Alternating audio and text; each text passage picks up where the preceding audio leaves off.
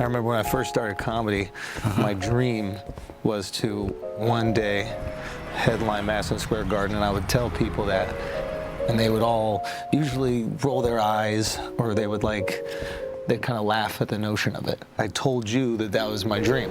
Boy. And I said, one day I want to headline Madison Square Garden, and I remember you stopped what you were doing, and you looked me in the eyes, and you said, I'll see you there. Wow. And it was like really important to me because I felt like I wasn't the only person that believed it could happen. Wow. And I know as you get older, you know, sometimes things become hard to remember, but I remember everything. I remember all the time you put into me and all the effort that you made and how much you always believed in me and supported me, and this made all the difference. Absolutely. Yeah. So the reason I brought you here is, I wanted to say thank you for being the most amazing dad ever. And the other reason I want to bring you here is because I want to let you know that when my tour comes to New York, I'm going to be headlining Madison Square Garden. Wow. So I'll see you there. You definitely will see me there. Love you so much. Hey. Whew. Yes. That's awesome. That was really cool. Bravo to Vala, who made that video. Vala. Man. Absolutely amazing job. Amazing. Great song choice, Mark. Vala gave you credit for that. Appreciate that. And Shifty, thank you so much for filming. And that was awesome. We're recording this Monday, obviously. And the Jason Williams episode will be, in a few minutes, but we just wanted to maybe reflect on Madison Square Garden. And today was a really cool, awesome day. What have you been feeling, man? Just a lot, man. I think I just kind of suppressed all the feelings for a long time to kind of get through it. Yeah. So then, once I put it out there, I was able to kind of feel those emotions, and it was just really cool. Those old videos. I don't know, they get me, man. Amazing. Yeah. Yeah, it was just, I don't know. There's this video Vala showed me. I guess I didn't even know this, but after my mom gave birth to me, my dad took off. My mom went back to work. So for the first 6 months, it was just me and him. Yeah. Just vibing. Yeah. That's awesome. So I probably would like my mom if it didn't go that way, but someone's got to pay the bills. She's the reason you hustled, dude. Immediately back to work. I'm just joking. I love my mom so much. She's amazing. And congrats on becoming a U.S. citizen, Mom. That was incredible. But yeah, it was just, I don't know, it was just really, it was just really awesome. Really awesome. And the feedback has been great. And yeah, my dad, it was great to say those things to my dad. Obviously my dad has memory issues, short-term memory is not really there. And so maybe it's more for me to get them out to him. At least I know that I've said it to him. I've said it to him every single time I see him, but it's there. And he can watch it anytime he wants to, or my mom can play it for him. And, but yeah, 40 years, never took a day off, man. He was there. And I'm the luckiest dude in the world because of it, so. Did your parents watch the video? My mom did, loved it. She was really happy about it. And I don't know if my dad has yet. I imagine she'll play it for him, but I don't know where he'll be with it.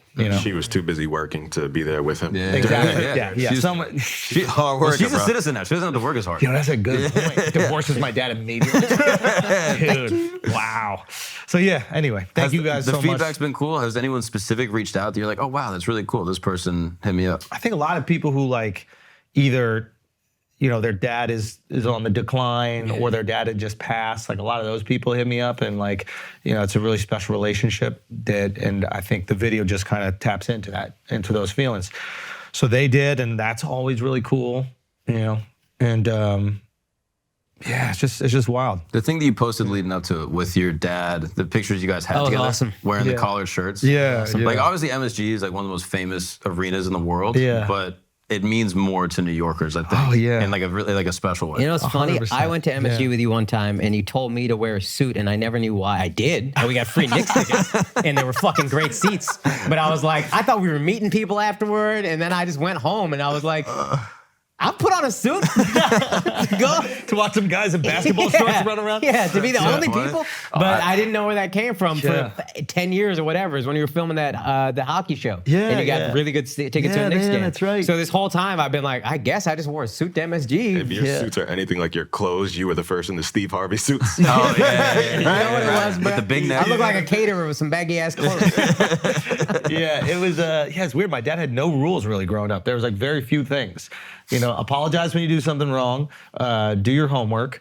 And that was pretty much it. And then one of them was just like, hey, if we go here. You didn't really listen to either one of those. I did, but I'm 1 for 3. I'm 1 for 3. I'm doing okay. And but yeah, he was like, yeah, we got to wear a collared shirt. And he would go over these things. He'd be like, yeah, you know, Ali fought Frazier here, and he would like say all these like great things that happened, like Marciano fought Lewis, and yeah, it was just like I was like, okay, man, all right. I didn't get it, but I was like, all right, you know, if you say so, then we'll do it. And yeah, I guess it was just really special to him. It's special to us. I mean, did you feel that way growing up about the Garden? Like, Of course. yeah, it's just I feel that way. And I'm not even in New York. I can't even imagine. yeah. Yeah, I mean, I prefer the Amway Arena in Orlando. Yeah. I think that one's more special. Not to even me. bullshitting, dude. The American Airlines Center in Dallas doesn't mean as much to me as the Garden. The Garden is it's the Mecca. They Yeah. call it the Mecca. Yeah, yeah. And I can't even imagine, and I'm not even saying this as a slight to you, but growing up in Manhattan, you probably walked by, I think, so many fucking Yeah. times your entire life. Yeah. The idea of headlining there is the dream. Yeah. And I thought the promo you did and I think what's cool is as we are all growing up, we're kind of letting people in more. Yeah. And I thought this was cool that you let people, you had this amazing, dude, anybody who saw his vows and what he said to his dad at the vows, we all cried. And just showcasing a little bit of that, I thought was just so fucking cool that you let the world see Yeah. that on this, I don't know. I was And this really is cool proud how of it ties in with the show as well. Yeah. Yeah, There's yeah, cool yeah, tie-ins yeah. with the show that people will see. Yeah, yeah. The people who've seen the show, I think they'll get that. And those of you who don't, I hope you guys all come out. And yeah, I don't know. We just wanted to touch on that a little bit in the beginning. I think I'm still processing it all, but like it's literally been. I've said it in the caption, but I've thought about it every single day. Like there's a moment every single day. It could be for 2 seconds, it could be for 30 minutes, but I think about it, and I think it just all smacked me in my face once I put it out there. Like I was like, whoa, this is a reality. That's your Roman Empire. That's my. Yeah, dude. Yeah. Dude, you haven't thought about the Roman Empire in like 2 months. It's just been filled up with MSG time. That is dude. my Coliseum, dude. Fuck, dude. That But now is. you can get back to Roman Empire thoughts. Yeah, thank God. Yeah, So yeah. it is the Coliseum. If and when the American Empire, they're just studying about it in history books, you'll hear about MSG more than any other sports arena on the face of the planet. Yeah. Yeah, Or man. at least in American history. That's the one. I'm at a loss for words. I'm not usually like this. But amazing video. Thank you guys so much for the roles you guys have played in getting here, which are instrumental. Doesn't happen without you guys. Thank you, Miles. And just thank you, everybody listening, watching. And yeah, it just means the world to me. And I'm so fucking grateful. And I hope we get to see you guys all there because it's going to be special. I promise you that. Man, I remember you got a little emotional at the end of your Radio City shows. I cannot wait to see you cry at the end of these MSG shows. What do you Full mean the tears. end? I think it's gonna be the whole show. I think it's gonna be an hour of him weeping, just being like, guys, they're Yeah, like, tell a joke. He's like, I can't right now. I don't know if people could tell at the end of their Radio City. You guys, You from? Just pouring tears. you know where I'm from? Astor Place. From New York City, bro. You gotta bark tickets outside the arena. You gotta do it before the show. Be like, tickets. You got tickets. We'll save 5 tickets. I'll do it with it. But yeah, anyway, we'll get to the next episode. Just wanted to, take a moment and reflect on that. And once again, thank you guys all so much. Man. Love you, Of proud course, of brother. you. Love you guys. Thank Congratulations. y'all for helping our brother get there. Absolutely. And I genuinely mean that. Like anybody who's ever shared a clip or shared an episode or brought friends out to shows and anybody who's done that, pure altruism has changed my life. I think it's changed all of our lives. And to be able to get to this, and I'm sure that people watching right now, you have something that you're thinking about that you want, and you think about that every single day. And 16 years will go by, and eventually, when you realize that it's going to happen, it's going to be a profound experience, man. Just enjoy it. I hope it happens to every single one of you, man. But yeah, This is your Izzy moment. I hope you can all experience this feeling one time. Yeah, I genuinely hope. Yeah, and I can't wait for you guys too, and it's going to be awesome. And I'm going to sit there with you while you guys are crying, and it's going to be great. It's going to be fucking great. Anyway, let's get to the episode. We literally got one of my childhood heroes, and someone I've looked up to. I think we've all, grown up watching basketball. This guy's an absolute legend.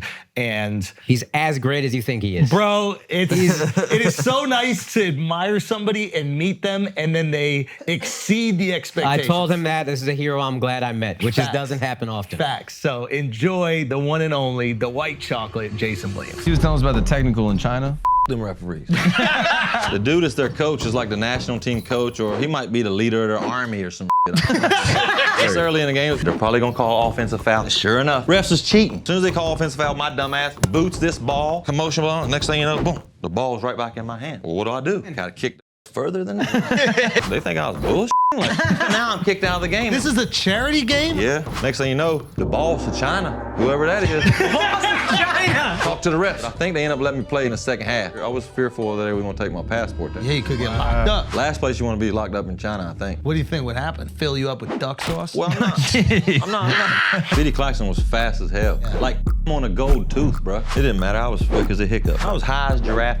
Which is a dish in China. China, for me, is like a 7-day tops. What happens after that? I start to die. What's up, everybody? Welcome to Flagrant. Today, I'm incredibly excited because we have Belle, West Virginia's finest. We have quite possibly the greatest passer in the history of the NBA.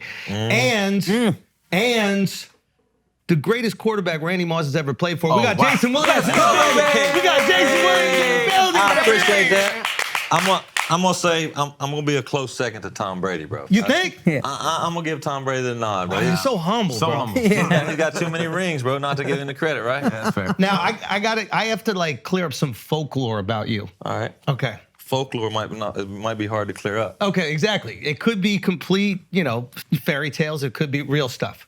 But throughout history, obviously, I've been watching you since I'm a kid. I literally went to go see you play the Nets.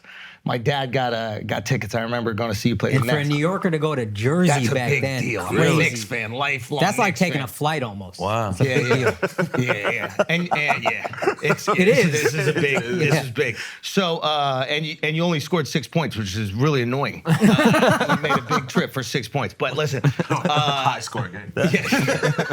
okay, is this true? You used to do drive-by paintball shootings of Chris Webber's home in Sacramento. I'm gonna plead the fifth. That's fine. I mean, his house probably caught some bullets along the way. But there was some other That's the most country-ass white boy drive-by you could possibly do. You know what I mean? And he was probably with me on some of them drive-bys though. Someone's just trying to get family members out of that. That's right. I got a good story about it. We were doing that one time. The security guard at the Los Lagos in Sacramento, Granite Bay. Shout out. We had a good time there. Other than this one incident. So we couldn't get in the gate or something, so we decided we're gonna go down and do our thing at the security guard that night, right? So we got these two little scooters. We're riding on these scooters blind. We dropped them over there in the dark, and we're walking through the woods or whatever. We got the paintballs and we got rocks. Boom, boom, we did it, and here we go, take off. We left the scooters. C. Webb's shoe falls off. No. Oh, no. And we get there and we stop, and I'm like, bruh, where's your shoe? He said, it fell off. I said, you gotta go get it. You're the only motherfucker in here that wears a size 20. Yeah, come on, bro. But we got away with it. Nobody got in trouble. So This is rookie year? Yeah, rookie year. Yeah. That was the most fun time, I think, because it was a blessing in disguise because we only played, it was lockout season. We only played 50 games. Yeah. So we would play Monday, Tuesday, Wednesday, in 3 different time zones. Yeah. And we really didn't have any time for practice or anything like that. So what I say is a blessing in disguise. I really didn't learn much. It was just coach threw me out there and I got to do what I got to do. So, like I said, a blessing in disguise. I had fun and I wouldn't change it for the world, though. Okay, second piece of folklore. When you're still playing some rec league ball, there's a play that you call called calling blue. What is calling blue? Man, blue, I don't think blue will work in too many men's leagues without fights. For instance, if most of the men's leagues that I played in, I had a pretty good team. It's like, I knew what I was doing a little bit. Yeah. But I'd always keep 2 shooters with me and some athlete. Yeah. To play D or whatever. I mean, guys would guard me. You refuse I to like play keep D. 2 shooters with me. Too. There you go. That's good shit. Good shit. Good shit. Yeah. So if we get up by like 50 or 60 and other team's still talking shit or whatnot, we're gonna call blue. And blue, what blue is, as soon as they score, This is crazy. you bring the ball in. You're on my team. You throw it right to me in the corner. I'm shooting a 3 in their bucket. So he's scoring on his own. If I call blue, we're scoring on the other team. We're scoring for the other team. Why? Just because they're talking shit and we're already up 60. Now, You still can't beat Level it. of disrespect. Right. Oh, now yeah. is it true? Totally. Is it true you once got fouled while shooting on your own basket? Yeah, that was like, I think that was before blue even was created, but I remember like it was yesterday. My agent was in town. This was like a rec league and Yeah. a men's league. And I told my agent, I said, look, I'm gonna give you the other team. The spread's 72. Okay. And we don't play in 2 20-minute halves, running clock, right? So they're up. They got set. We got to beat them by 72. I look over, there's like 6 minutes left, and we're like up by like, I want to say 86, something like that. So then yeah. And we start shooting. I start shooting. Well, it only happens if the other team's talking shit. If the other team just takes the ass whooping and goes on about their business, we'll be fine. Just be by it. How much will you beat them by then? 50. We'll try to be. It depends on what our team wants to do that night. We're just there to get. I'm sorry. You're good. We're just there to get some conditioning in, right? We call blue when we're up. What an asshole thing to say. Guys, we're not really taking it seriously. We're just trying to get some cardio in, so let's everybody be polite about this. That's right. That's right. So I'm doing blue, and we're shooting on the other team's basket. And now the other team's kind of they're getting mad that I'm shooting, and like the third or fourth one, they come and try to play D and don't let me get the ball in bounds. So I finally get it in. I'm dribbling up the court towards my basket, and I turn around real quick and shoot it back in their basket. And Buddy fouled me. Well, the ball went in. Now I'm looking at the ref. What are you gonna call here? I'm ready. And one! Yeah, that's right. So I'm like, what are you gonna call? He's like, I don't know really what to call. So he just comes over to me and says, Jason, cut the bullshit. So what I think is, what do y'all think should happen in that situation? I think you're shooting free throws. Yeah, as a free throw. Because you don't know Well, no, the which... bucket went in Yeah. But on whose they basket? shoot- on their basket. You shoot the basket at their free throw. I think You should choose. No, you got to shoot on your free throw. What I think happens is, I think the 3-point counts for them. But you get to shoot a free throw. Correct, on my Yeah. basket. Because you're shooting. That's you're right. fouled in the act of shooting. That's right. Like, I don't know how people not try to whoop my ass when I do something. Well, if somebody did that to me, Yeah. I'm firing. on Yeah, them. that never resulted in a fight. Immediately. It never resulted in a fight. How many fights did you get in growing up? Not really many, Benton, because I was so much smaller than everybody. I would really never talk shit to nobody like that. And I kind of know when I can talk shit because I know who I got 40-year-old with me. rec league, that's where you talk. Yeah, because I know I know who's with me or whatnot. Randy Moss not on that, yeah. Yeah. So like. Who was your protector growing up? Because I assume that, sometimes the game gets a little disrespectful. Like, Well, high school, there's rivalries. Well, in high school in West Virginia, we were just beating. We could have called blue in high school in West Virginia if we wanted to. It was that dominant. Yeah, we were killing people then too. So I guess for everybody who doesn't know, like, you go to high school with Randy. You guys both play football together. You both play basketball together. And Randy was incredible at basketball too. He was. And you were incredible at football. Like, you win Player of the Year one year. Is Randy on the team? Randy was on the team, and Have you never let him live that down? no, because he won Player of the Year in basketball one year too. So I mean, it's like, Fair is fair. yeah, that's right. I wasn't a bad quarterback though, but I didn't like to get hit. Yeah. I wasn't. And I couldn't remember the play. Like I would call the play in the huddle. I wonder why. Hold on. Scramble. Hey, Randy, this is the play. Go long, Randy. That's right. That's the play. So I would be in the huddle and I would call whatever, like let's just say 32 dive, and then you got to get up to the line and say a cadence like as a quarterback like 482, 4. If I said all that shit, I done forgot it was 32 dive. So look, I'm calling 32 dive, and on the first word you guys hear me say, that's when you hike the ball. The first sound you hear, it could be, hike that. If any numbers involved, I don't know what we're gonna do. That's hilarious. Yeah, so, but to your point, yeah, just throw it as far and as high as I could, and Moss would go get it every time. So you had a cannon. You could throw it. I could throw it, yeah, a little bit. Yeah. Yeah. Yeah. Moss was a good baseball player too, though. Yeah, you keep saying, I was watching, you guys have a great Up in Smoke interview. All the smoke. And you said, he could fish his ass off. That's right. Like You said he could be an NFL punter today. for sure, or a field goal kicker. Crazy. But fishing, why? That's what he likes to do. Like I like to golf, he likes to fish. I don't get into that. I mean, you could go out there for 6-7 hours and nothing happens. I mean, how much dope you gonna smoke? How much beer you gonna drink out there during that, right? You know what I'm saying? So I don't know. I guess he goes into competitions, and maybe in competitions they got like they stock the lake or whatever before. I don't know nothing about it, bro. I don't know. Why you just can't catch fish? I don't want to touch the bait, and then if I do catch a fish, I don't want to touch that slimy son of a bitch. What's up with your thing about like eating and then people touching your hands? I don't really like people touching me, really. You know what I mean? especially if I don't know you. Okay, for example. There's some parts of this world that you can go to and like, you know, God forbid. I'm thankful that people want to take their picture with me. I'm very thankful for that. But I don't get it when people are like, "Can I get a picture?" At least ask me first. You know what I mean? Yeah. So stuff like that kind of makes me a little. But did something happen with the food? Because I've heard this story. I'm not sure. I don't refresh my memory. I don't know. Like while you're eating, you don't like anybody touching your hands. I'm not Sharing food. I don't really like to share food either. I'm going. You know, we're all big. ISO. Yeah, we're all big boys. Why we want to share some shrimp fried rice? Just get your own bowl. Right? Am I wrong for that? That's completely right. And I'll gladly buy you that bowl too if you like it. You know what I mean? Now, if somebody starts eating out of your shrimp fried rice, That's yours. That's yours. So you can't go to a family style restaurant. All these big places, I have them. so what happens when you're playing on the Kings and you're with all these Euros who are used to these like big collective meals, everybody eating together? They got their hands are in everything. There's hummus, everything's getting passed around. How are you handling all that? Y'all keep that hummus over there. We gonna, y'all Europeans keep that over here. Us Americans, we're gonna eat the wings and all. Well, we're gonna have this shit over here. You know what I mean? Like. Europeans are a lot different than Americans. You know what I mean? God bless them. They can hoop. They can do all that stuff, but they just different, right? Yeah, foreskin. I mean, yeah. You know what I mean? Long foreskin. That is true. That is true. You noticed that. And that was different for me. I'm from Belle, West Virginia, as you said earlier.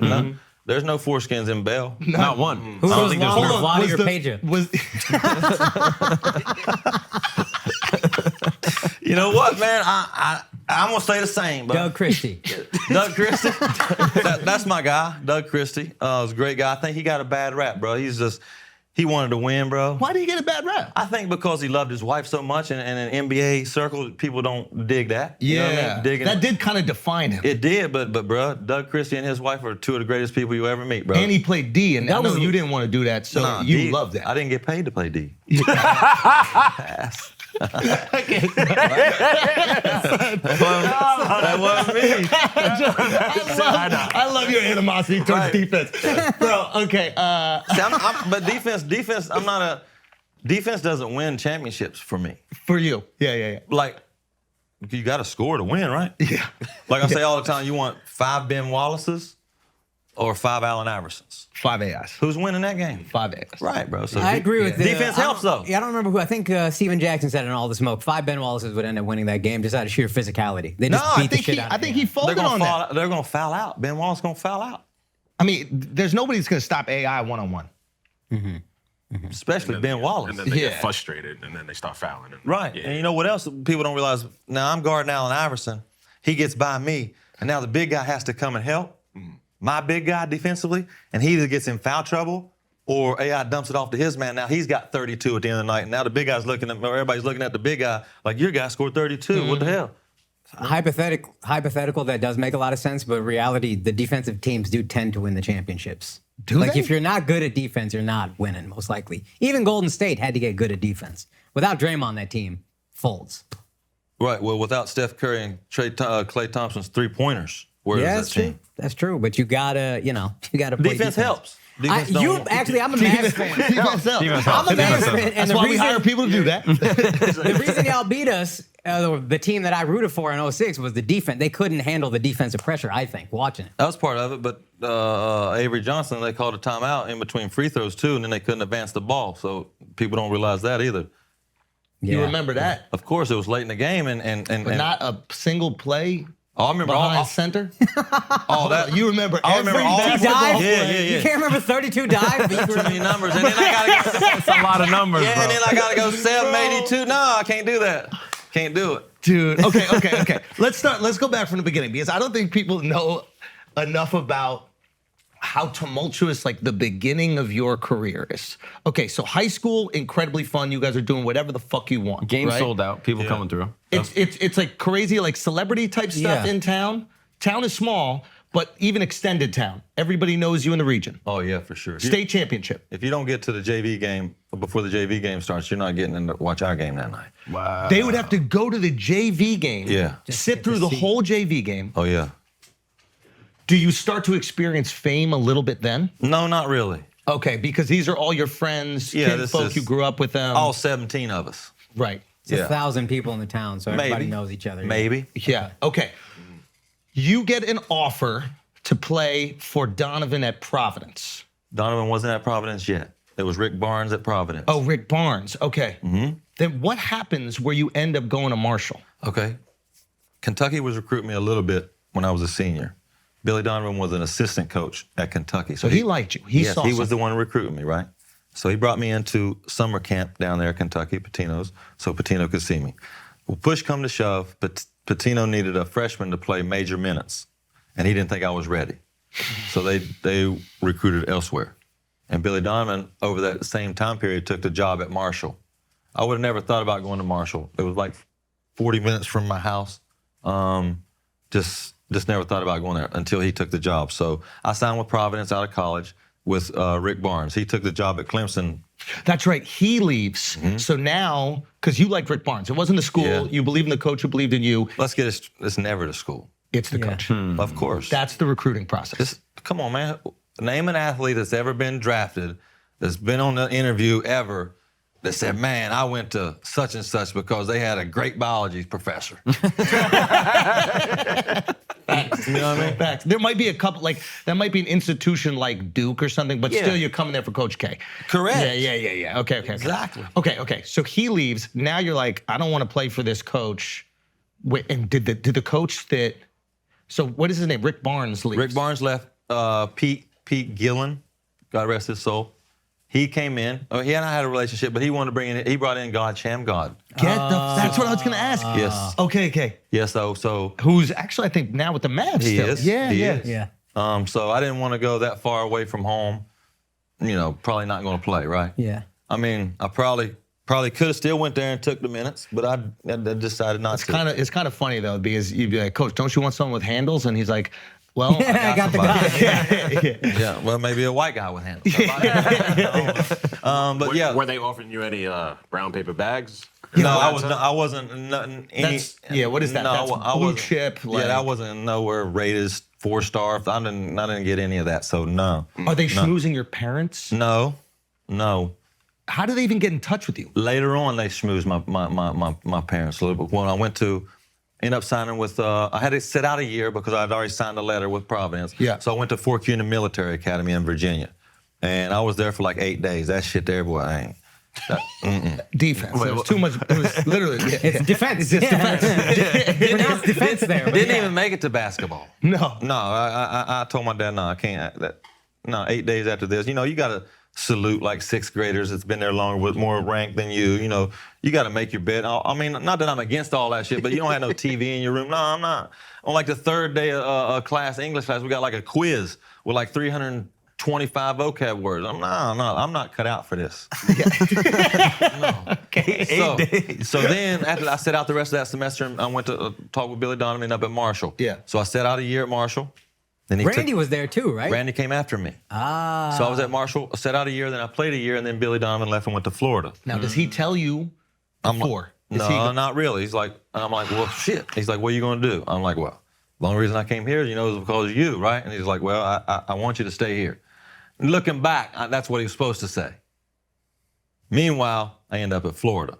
Now, people don't know. Now you don't have to do this, but back in the day, if you were going to change schools, you have to sit out another year. Yeah. So you already redshirt freshman your first year, right? So that's 18 to 19 is sat out. Now you're sitting out another year. So 2 years, it's not eligibility because you maintain, but it's still of your life. just Those are getting playing older. years. Yeah. That's Actually, I bullshit. played a year after. I sit out a year, and then I play the year. You played in Marshall. Correct. And then you I- have to sit out again. That's right. So And it was I'm- illegal to pay, so you're just sitting there. I'm saying getting- 2 out of your, what would be 4 college years, you have to sit out. Yeah. It's just kind of crazy. Now I think players have a different perspective on it because now they're like, let me get into the league as soon as possible because let me get paid as soon as possible. Right. But you're essentially doing 4 years of college while only playing 2. Right. That takes away 2 of your playing years. That's big money you could be making. Anyway, so he says you should stay here. Right. And is that a political move by him? I think so. Looking back, I didn't know that then. Explain that because I don't understand. I just think maybe he was just trying to say the right thing for me because he knew that he couldn't come out and say, you come with me, right? Because I think back then you probably get in trouble for taking players. Oh. It's a bad look. Yeah. Because it's about the education. Right, that's right. That good biology professor. Yeah. Vocab words. That's right, bro. Okay, so So the new coach comes into Marshall. Yeah. He starts sending me a bunch of Reebok gear to the house, thinking if I open that now, he's got me. Because it's almost like he's paying me. Now I'm stuck here. But my dad was kind of smart about it. He didn't let me open any of it. I was mad and help my dad. I wanted to rock the gear, right? So we had to end up hiring a lawyer and everything to get out of the commitment at Marshall to get to Florida. So do you call up Donovan and you say, hey man, I wanna come hoop for you? I didn't personally, but yeah, he got word. Yeah. And he wanted it. I think so. I mean, but then I get down there and he kicks me off the team after 17 games. But you were hooping. I was hooping, but he told me though, in all honesty, he told me that if I had another dirty test, he was going to kick me off. It was supposed to be 3 tests, but he only gave me 2. But he Yeah. told me after the first one, he didn't have time for that. And like I said earlier, getting paid and stuff, I wasn't that kind of guy. I wasn't getting, if I was getting, if you're getting 30 and 15, They're not even that testing. kind of stuff just slides right under the rug. I wasn't that kind of guy. Plus, I wasn't going to class. I'm in trouble. Billy Donovan's rule: if you didn't go to class, if you missed a class, you had to wake up the next day at 5:30 and run for a half hour. I said, look here. I told the strength coach, I'm gonna meet you here every day at 5. Because look, It's the deal. that's right. Because you know what? I'm gonna get in better shape than everybody. And then I'm gonna get a good breakfast, and then I'm gonna go sleep, and I'm gonna come to practice and bust everybody's ass in practice because I'm gonna be in better shape and I'm ready to rock. So I thought that was probably another blessing and a curse for me to learn that I could miss class and just have to run for 30 minutes. Shit, I could run for 30 minutes all day. You know what I mean? Did you know it was 1 year and you're out? No, I didn't. Once I got in trouble, I'm like, everybody, what am I gonna do? This, that, and other. And I always thought NBA or I don't know. Yeah. Now that I look back, people ask me that question, what would I have done if I didn't play in the NBA? And just my personality be like, I can see myself, I have fun, I have fun being like a UPS driver, like a FedEx driver or something like, I ain't just give me my shit and let me go do my thing. I ain't trying to be around my boss all day or whatever, telling me what I have to do. Yeah. That's just my personality. Yeah, and you play like that too. Yeah. There's a rebellious spirit in the game. Yeah. It's really interesting because you're the most humble dude that has been as famous as you've been. Like truly humble. Yeah. But your game has no humility. Well, I think that comes with the territory a little bit because as a little dude growing up playing, let's keep it real. Most hoopers are black dudes, right? Yeah. And athletic and big and strong. Way bigger and stronger than I was growing up, right? So You not black? I might have a half uncle down there somewhere, bro. Something down there. But like you said, I just go out and if you didn't have that kind of attitude on the court, bro, I think a guy like me would just get ate up. I think a lot of people confuse humility for a lack of confidence, but they're totally dissimilar because you were playing confident to the point where I feel like you were rejecting authority. So like the coach might have wanted you to make the correct pass and do this. So I'm trying to understand where that confidence comes. And I've heard you say, I've drilled these passes. I know it's going to go there every single time. But still, when you're in a big game moment, we haven't been to big games with you, but we all have this feeling like, I don't want to do something that could let the team down. right? It doesn't even have to be a big game moment. We're playing fucking paddle, whatever. You're like, do I want to go for this slam and potentially lose the point for the team? You never even. Nah, because what if you didn't go for it and you didn't win, and you're laying down in bed at night like, damn, I should have went for that shit. We'd have won. So the regret would eat you alive. And plus, like, I've done tried all this shit. I've practiced all this shit by myself, and now I got these dudes around me, Chris Webber and Vlade Divac and Shaq and D Wade shit. Then I ain't got to be nowhere near perfect with my shit, because these dudes are gonna make me look great. I think it gets twisted because I get a lot of credit for all this stuff, but without these dudes, none of this, I wouldn't be sitting here today. I mean, some of these passes that I've thrown were horrible passes, but they caught these bitches and made them look good, bro. Yeah. So and the elbow pass, I've did that thing probably millions of times and been successful 3. I think it's just like the greatest mistake in Lamar Odom's life is fouling Rafe LaFrance on that. I agree, but again, It's not crack. Nope. I'll take a little responsibility for that, because if I'd have hit it to a bruh and he, you know what I mean? That shit would have been different. No foul at all. You saw Rafe trail, you're like, God. Give me Randy Moss. Yeah, Something. man. He'll take anyone. But he was probably a little more athletic than Dirk was, so I guess. Fair enough. Guys, tour announcements. We have added a show in Portland. We sold out Friday and Saturday, so we're adding a late show Saturday. Thank you, Cucks, for buying tickets, dude. I hope you keep doing it. I know you hate your city as much as I do, and if you do, you should be there. December 8th, I'm going to be in New Orleans, the Big Easy. I've never done comedy there. I'm super hyped, so hurry up and buy your tickets. Also, 17th, 18th, 19th, I'm going to be in the UK. Glasgow, London, and Manchester. London, we added a second show.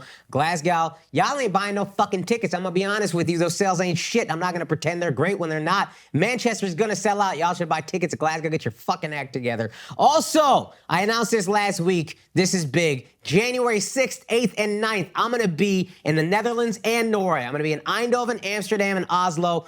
I don't know when the fuck I'm ever coming back. Hurry up and buy your tickets. Maybe I'll get thrown in jail like Alex did in Sweden. Get your tickets for those shows and more at akashsing.com. Yeah, dude. Okay. So you're balling in Florida. College game easy for you?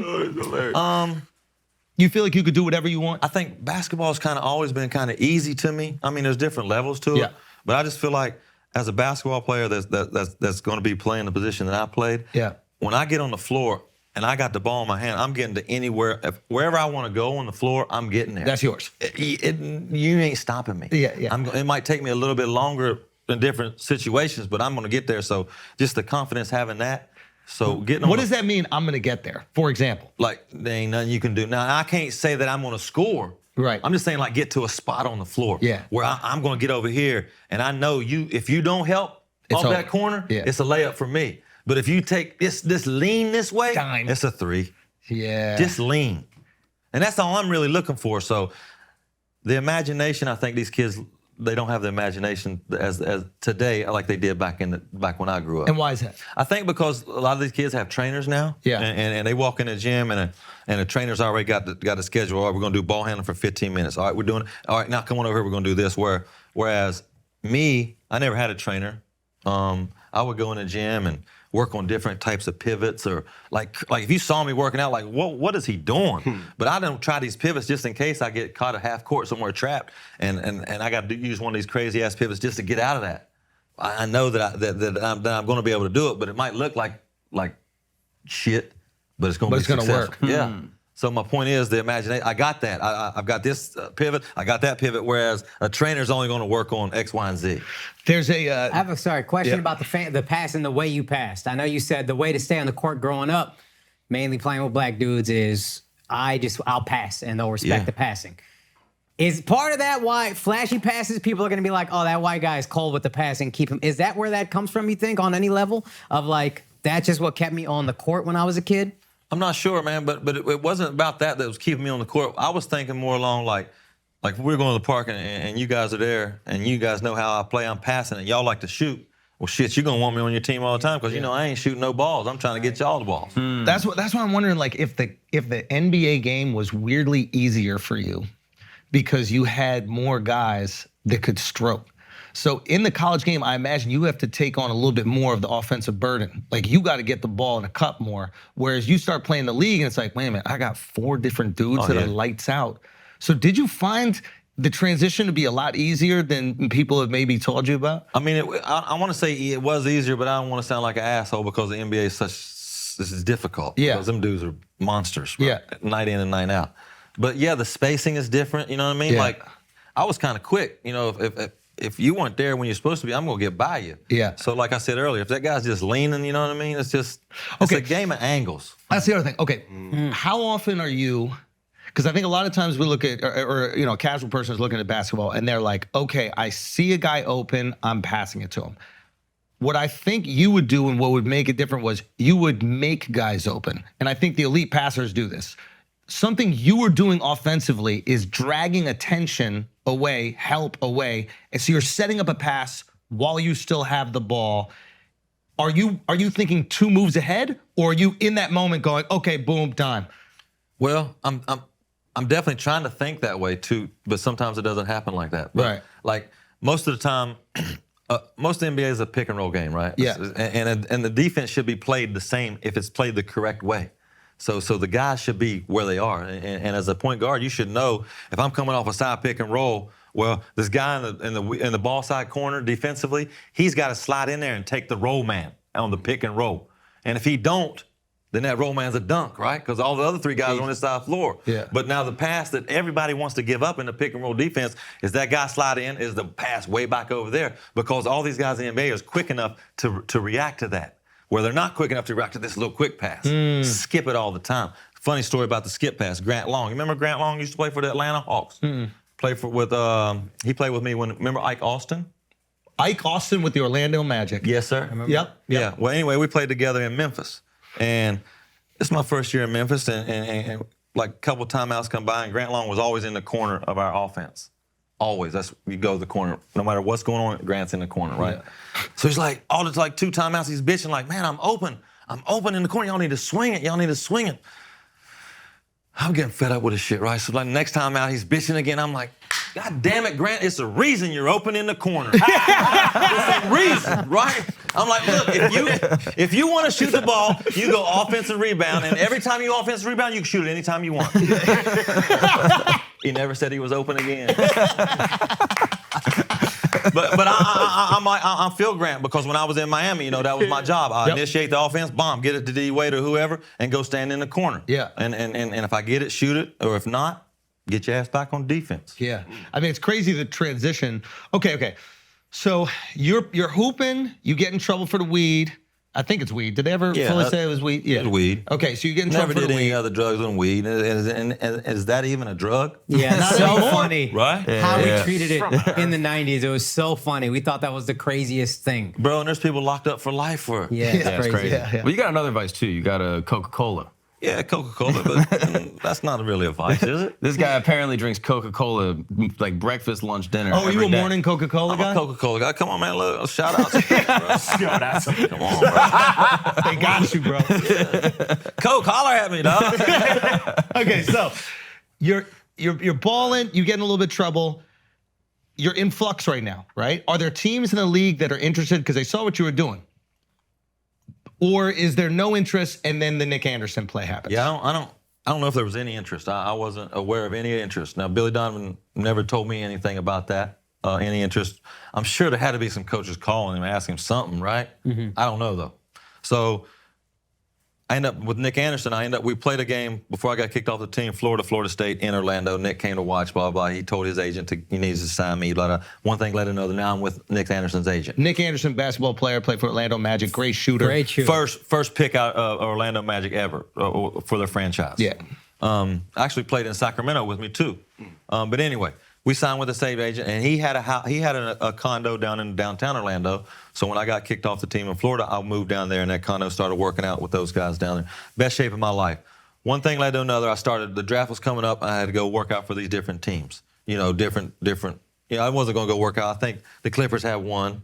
I'm not going to go work out for the Clippers because they're not picking me one. Who did they right? take? Olo Candy or Olo something? Candy. Yeah, Yes, sir. yeah. Right. Yeah. You should have worked out for the Clippers. Yeah. Well, it was back when Donald Sterling owned the team, so I'm glad I did. Okay, all right, fair enough. So I worked out for these other teams, and all these other guys that were supposed to be, you know, picked ahead of me, the Mike Bibbies, Yeah. the Rafer Austins, the Tyrone Lue. That's right. Yeah. Rafer was in that Yeah, bro. draft class. So That skipped to my loop. yeah. A lot of times, guys like that and myself will be at these workouts for these different franchises. But sometimes some guys would duck and dodge some workouts too, not in fear of hurting their. Because they don't want to go up against someone who's going to They're embarrass supposed to be them. low, right? Ooh. So, like I said, when I moved to Orlando, I got in the best shape of my life, and I was going to all these workouts. And you're already hooping with the mat. You're playing with NBA players. So you're like, I could do this. doing this Whatever you wanted. like I said. Today, if I go on the court, I'm getting wherever I want to get. Against anybody? I might tear my Achilles, but I'm gonna get over there. Worth it. Yeah, So it's really just the body breaking down. You know. for sure. I mean, if you can dribble with your left and right hand as good as a lot of people can, Yeah. you can get to wherever you want, bro. I'm telling you. Okay. So take us through it. So I go through these draft workouts and I'm killing everywhere I go. Who are you going up against? Who's the one-on-ones? Like, I never got to go against Bibby. He didn't really work out. He worked out for the top 2 teams. That's it. Yeah. Because he knew what time it was. Yeah. But I worked out with Ray for somewhere in Tyler Lue, Sacramento. We did that. They had me come back and work out again. so you have an initial one. Yeah. And- they called and said, well, can he stay the night and work out tomorrow? So what does that mean? Does that mean that they're unsure? Or does that mean they saw something they didn't know they were going to see? I personally think that they wanted to see if it was real. So he 'Cause might my have just first had workout- a great. He was on fire today. We got to make sure it's it. And you get that call, and what are you like? Are you like, this is food? Yeah, I think this is what's going to happen. They had the 7th pick, but then draft night comes and the Bucks had like 6th, and Don Nelson calls my agent and talking about they might take me at the 6th. I didn't work out for the Bucks at all. I never had any conversation at all. I'm like, So people were talking in the league. I think so. Oh shit! So, but even if people talking, if I was an owner or something, like I wouldn't just go based off what he thought about you playing. If I was trying to get him and I knew what time it was with him, I'm not just gonna pick you because you had some hoopla. You gotta see it. You right? But still, there's enough convo where they have to make a decision. Maybe. I think I made a little bit of noise too in a couple of these workouts. Do you remember which one was your best? Sacramento was for sure the best one. For sure. I mean, I was And were you playing how you play? full Did you- tilt. No Full tilt. way. It was Hold on. we did this one. Oh, dude, the Yeah. balls. So you don't even know if there's interest. No. You go to these workouts thinking there might be, and you have nothing to lose. That's all. And plus, that's all I know. I'm not going to go out there and just try to.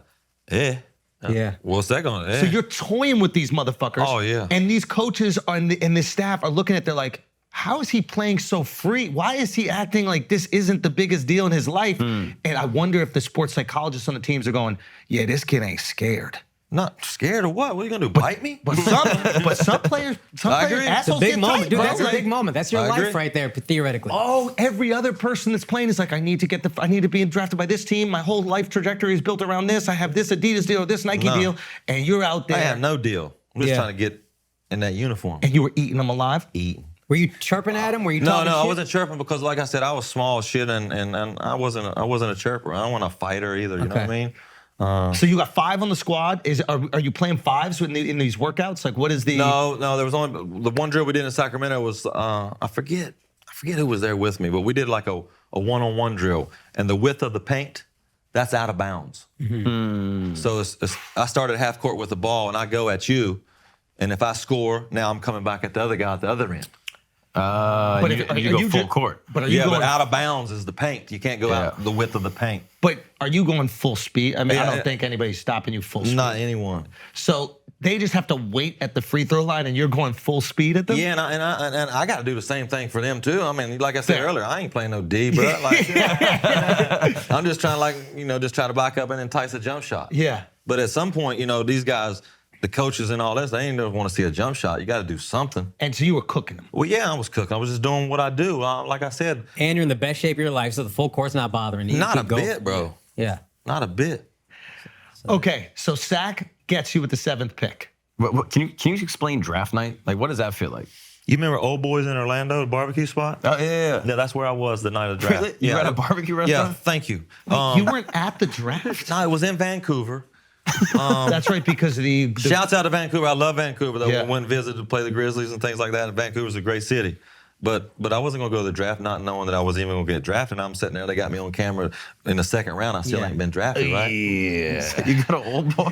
So I'm at Old Boys with my family, right? Dude, going to a barbecue restaurant for draft night might be the most Jason Williams Oh thing. man. Barbecue in Vancouver, no less. No, this is he in didn't Orlando. go to No, Vancouver. no, The draft is in Vancouver. Okay, my bad. I was getting the Cokes. So we're sitting there watching, and the 7th pick comes up, and the 6th pick came up, and that's when Don Nelson, the Bucks, called my agent and said we might take him with the 6th pick, and we're like, why would you do that? Because I think we already knew Sacramento, if I was there at 7, were going to take me. Wow. And once my name was called, bro, shoo. Yeah, what are you feeling? Then we go to an interview with Bryant Gumbel down the street, and we want to talk Was about it weird being with someone that much whiter than you on camera? Man, he wants to talk about the weed and stuff like that, right away. I'm like, bro, this is gonna be the happiest day of my life. We're not gonna talk about all that bullshit. Oh, did you say that to him? Of course. Good for you. I'm like, I ain't got. I mean, for what? Yeah. Why? Everybody knows what time it is. Yeah. You know what I mean? So why talk? Let's talk about that tomorrow. Yeah. Yeah, that is an absolutely narcissistic thing to do. Yeah, he's Is different. ruin somebody, the best day of somebody's life. Well, Trying to get the Not sound ruin it, but try to like chip away at it a little bit. yeah. Like you have to have zero empathy to even ask that question on that day. If it's a week later and you're at camp and you're doing the that's part of the job. How about the next day even? Yeah, give me a day to be You're with your happy, family, bro. right? He put the soundbite over your happiness. Exactly. Which is, really Yeah. selfish. That's all right. Shout out to Brian Gumbel. Keep trying, bro. And how do your parents react? My parents, I was more happy for like my grandmother and people like that, bro, because I used to give my grandmother like $400 a month when I was in the league, and you thought it would be like 4,000 or She's just so excited. And did she support you when you were coming For up? sure, man. And all my homies, we'd ride our bikes up to my grandma's house, and she used to sew for people around town, do their laundry or whatnot. She'd have a gang of ones, like she was going to strip club every night, right? But she would give me 6, 7, how many homeboys I have with me on our bike, she'd make sure everybody could get a big gulp or whatnot at 7-Eleven. So she looked out for sure. Wow, that's really cool. Okay, so you get to go to Sacramento. Do you know the team that you're walking into? Are you familiar with these guys? This is a different generation where you can't exactly just go on fucking Instagram and see their highlights. Yeah. Do you know the guys? I have no idea, but I knew C Webb. knew I Webb. got traded there, Yeah. but he didn't come wanted for like the nothing to first do with 3 or it. 4 weeks. That's Yeah. right. Wasn't coming. There's no good soul food in Sacramento. No, That was the that's right. soundbite everybody glommed onto. Yeah. Yeah. And his mom was very influential in getting him to finally come. Why? And his brothers too. His brothers like, look, they just drafted a kid from Florida. It's gonna pass you the ball. It's gonna be a lot of fun. Oh, so they knew. They knew. Well, they made the trade for C Webb prior to my drafting. Yeah. No, I'm saying C-Web's family knew. Oh, they, yeah. they were kind of clocking you as well. Well, yeah, because they were just trying to get him to come, because if you don't come, you're finna lose all that money, right? But you gotta give credit to that organization for picking you. They're looking for a guy who can deliver to people that they believe in. And there's a lot of fucking mouths to feed on that team. Oh yeah. It was a really fucking smart decision. But if you look back, all those guys, everybody on that team could pass the ball. C-Web was a great C-Web, passer. Vladi. Yeah. Vladi was a great passer. Yeah. Great. Who smelled the worst? Vladi, right? You know what, man? It had to be Vladi, dude. They didn't smell the worst. They smelled different than we did.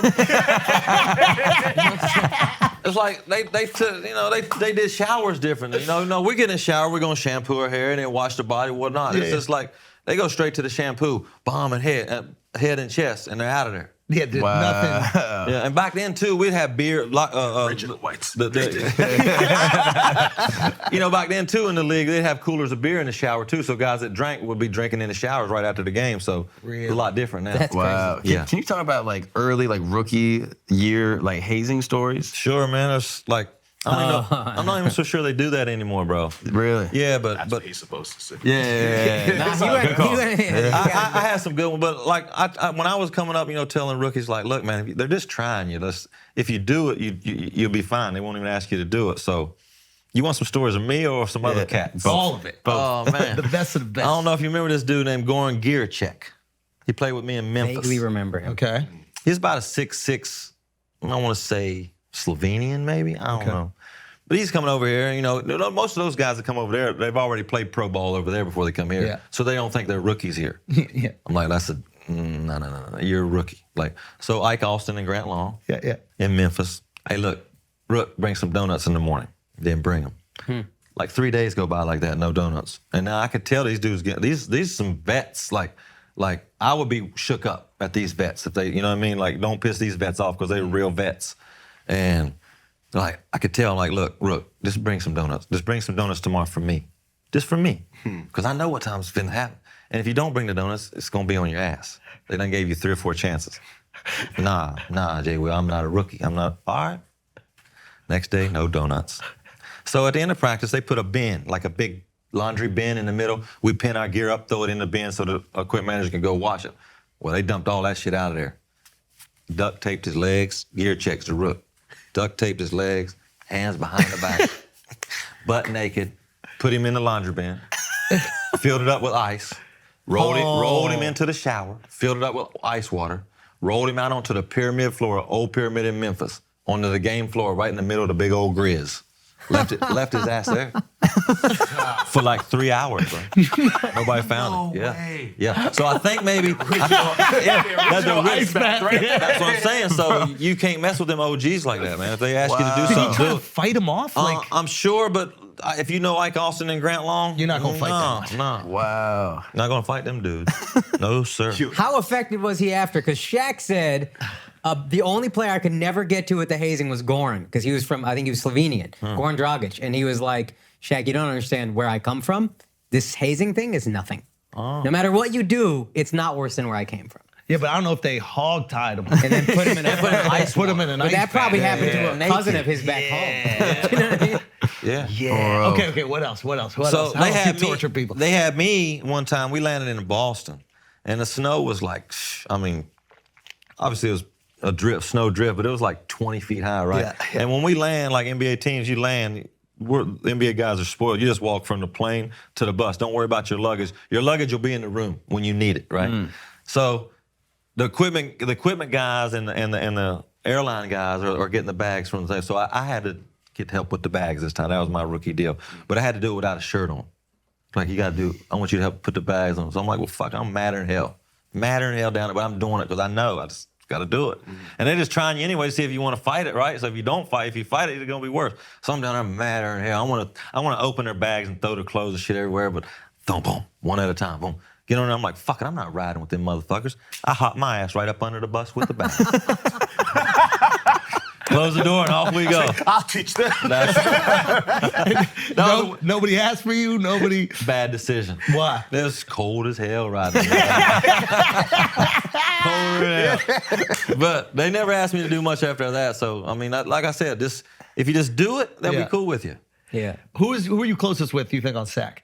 It had to be C-Web. C-Web. Yeah. Yeah. Yeah. At what point in the season do you guys really gel and you realize there's something special happening? I mean, it had to be early because, like I said earlier, we only had 50 games. It was quick. Yeah. But I remember the feeling Yeah. of that team. And I remember, and keep in mind, this is a time where there's not that much distraction. We're watching basketball on Tuesdays and Fridays. Oh, no, that was No, the short it'd be season. We're Tuesday, watching Thursday. basketball every Yeah, night. yeah. But you're searching when the Kings are going to play. I grew up in New York City. I watched the Knicks. I'm not fucking searching for a Sacramento basketball team. We're searching like, when is this fucking team gonna play? And- Because it was so exciting. We just watch SportsCenter all day. So what are they gonna play? Highlights. Who's the highlight machine? You and the Kings. So you're just in our brains, dude. You took over basketball. The Kings and me, not you and the Kings. Okay, I like that. Come on, bro. Okay. Now, do you start to feel the fame ever?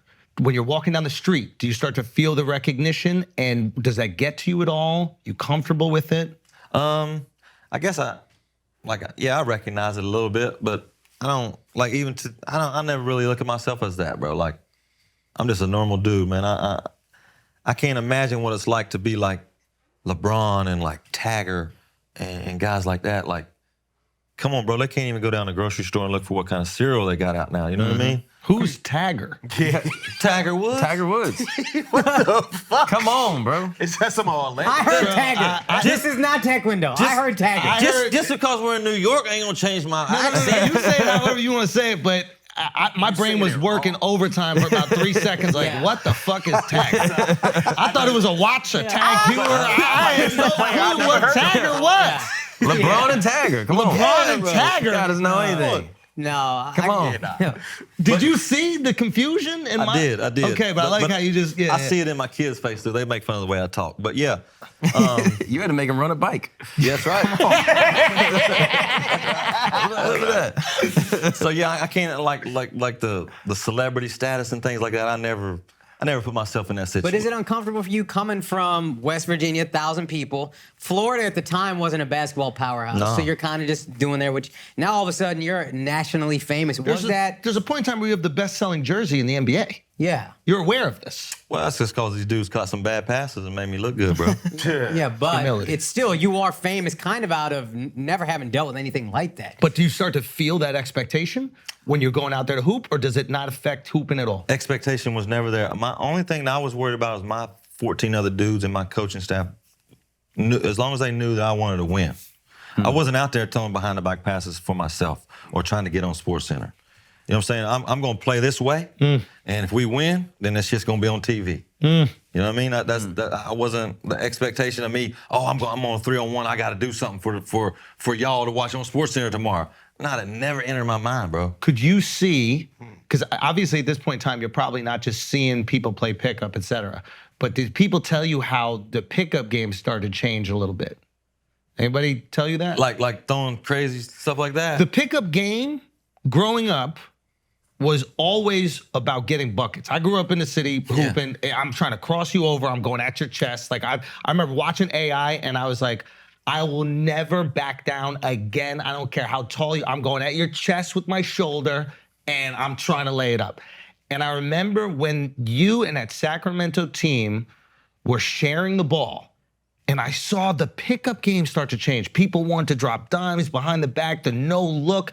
And it's very similar to what also happened with Steph. Like I've noticed this with AI, you and Steph. Steph, everybody's 3 feet behind the three-point line, which you would also do. Yes. Yeah, but yeah. But- if I could shoot like Steph Curry, there would be no It was a elbow higher clip. pass. Yeah. Nobody's getting touched. Nobody. He wouldn't be here. And the Europeans. Yo, okay, but I just felt like a transition going with the game. There was like a truly changed the way, and I felt it became intoxicating even with the team. I remember watching the team like, oh, everybody wants to make the extra pass. Did you feel that? I did feel that, but I mean, basketball is a beautiful game if it's played the right way. To me, bro. Yeah. Like, and it's so hard if we go out and play for me to get it done or for you to get it done for our team. Like if you use screens and you make the extra pass, it just makes the game so much easier. Like, how much easier is it for you instead of putting your shoulder down, crossing somebody up, and banging into them and getting a layup, as opposed to making one more pass, setting the back screen, and going back door wide open? Boom. You know what I mean? Yeah. So I think it's everybody today thinks getting buckets is where it's at, and realistic, it is. Yeah. If you look at the guards, like point guard, people ask me, could I play in today's game? I think I probably could. I had the talent to do it, but I think I'd have struggled because most of these point guards now got to get 30 or 25, 30 points a night for the team to be successful. And I didn't have that mentality to get buckets. But like I that. also think you've said this before, I think you'd be better in today's NBA because it is more fast-paced. We're joking about the defense, but there's not like you have to play defense all the time. You can score, and your 30-foot threes aren't looked at as bad shots anymore. Your three-pointing would be encouraged. You would have worked on that. I just feel like the Sacramento And team. weed is fine. Yeah, the weed. But I feel, Performance like, enhancement. I feel like the Sacramento team was today's NBA Yeah. team. Like you had bigs that could shoot threes. Right. Right? So I don't know. I feel like you would transfer to today's game. Wade, you have more people that can shoot from behind the arc. Right, and more spacing too. Like you said, That's right. everybody wants all. The league wants offensive points. I mean, they want offense, right? They don't want 75, 80 point games, right? Yeah. So Yeah, you came up in hand the check. lowest scoring era Yeah. in NBA history, probably. Right. And now I think Chris Paul's not jacking up a ton of threes, No. but he's one of the best point guards in the league. for sure, maybe one of the best point guards ever. Yeah. So I feel like you would actually be better in today's NBA than you were back then. You were a little bit before your time. Man, maybe a little bit. But Is it true when you played the Jazz in the playoffs, you told John Stockton there's a new white point guard in NBA? That's not true. I wouldn't. I made that up? I don't know. I don't know who made it up. John Stockton was a good player. Was he talking shit? He was a dirty player. He didn't talk shit. And he's filthy, right? He's a dirty player. I'm not so sure how much Listerine he ever had in his mouth either. Oh, that's You know what I mean? You know, but that's on his purpose. hands were really big. You know, hence like he's all dribbling.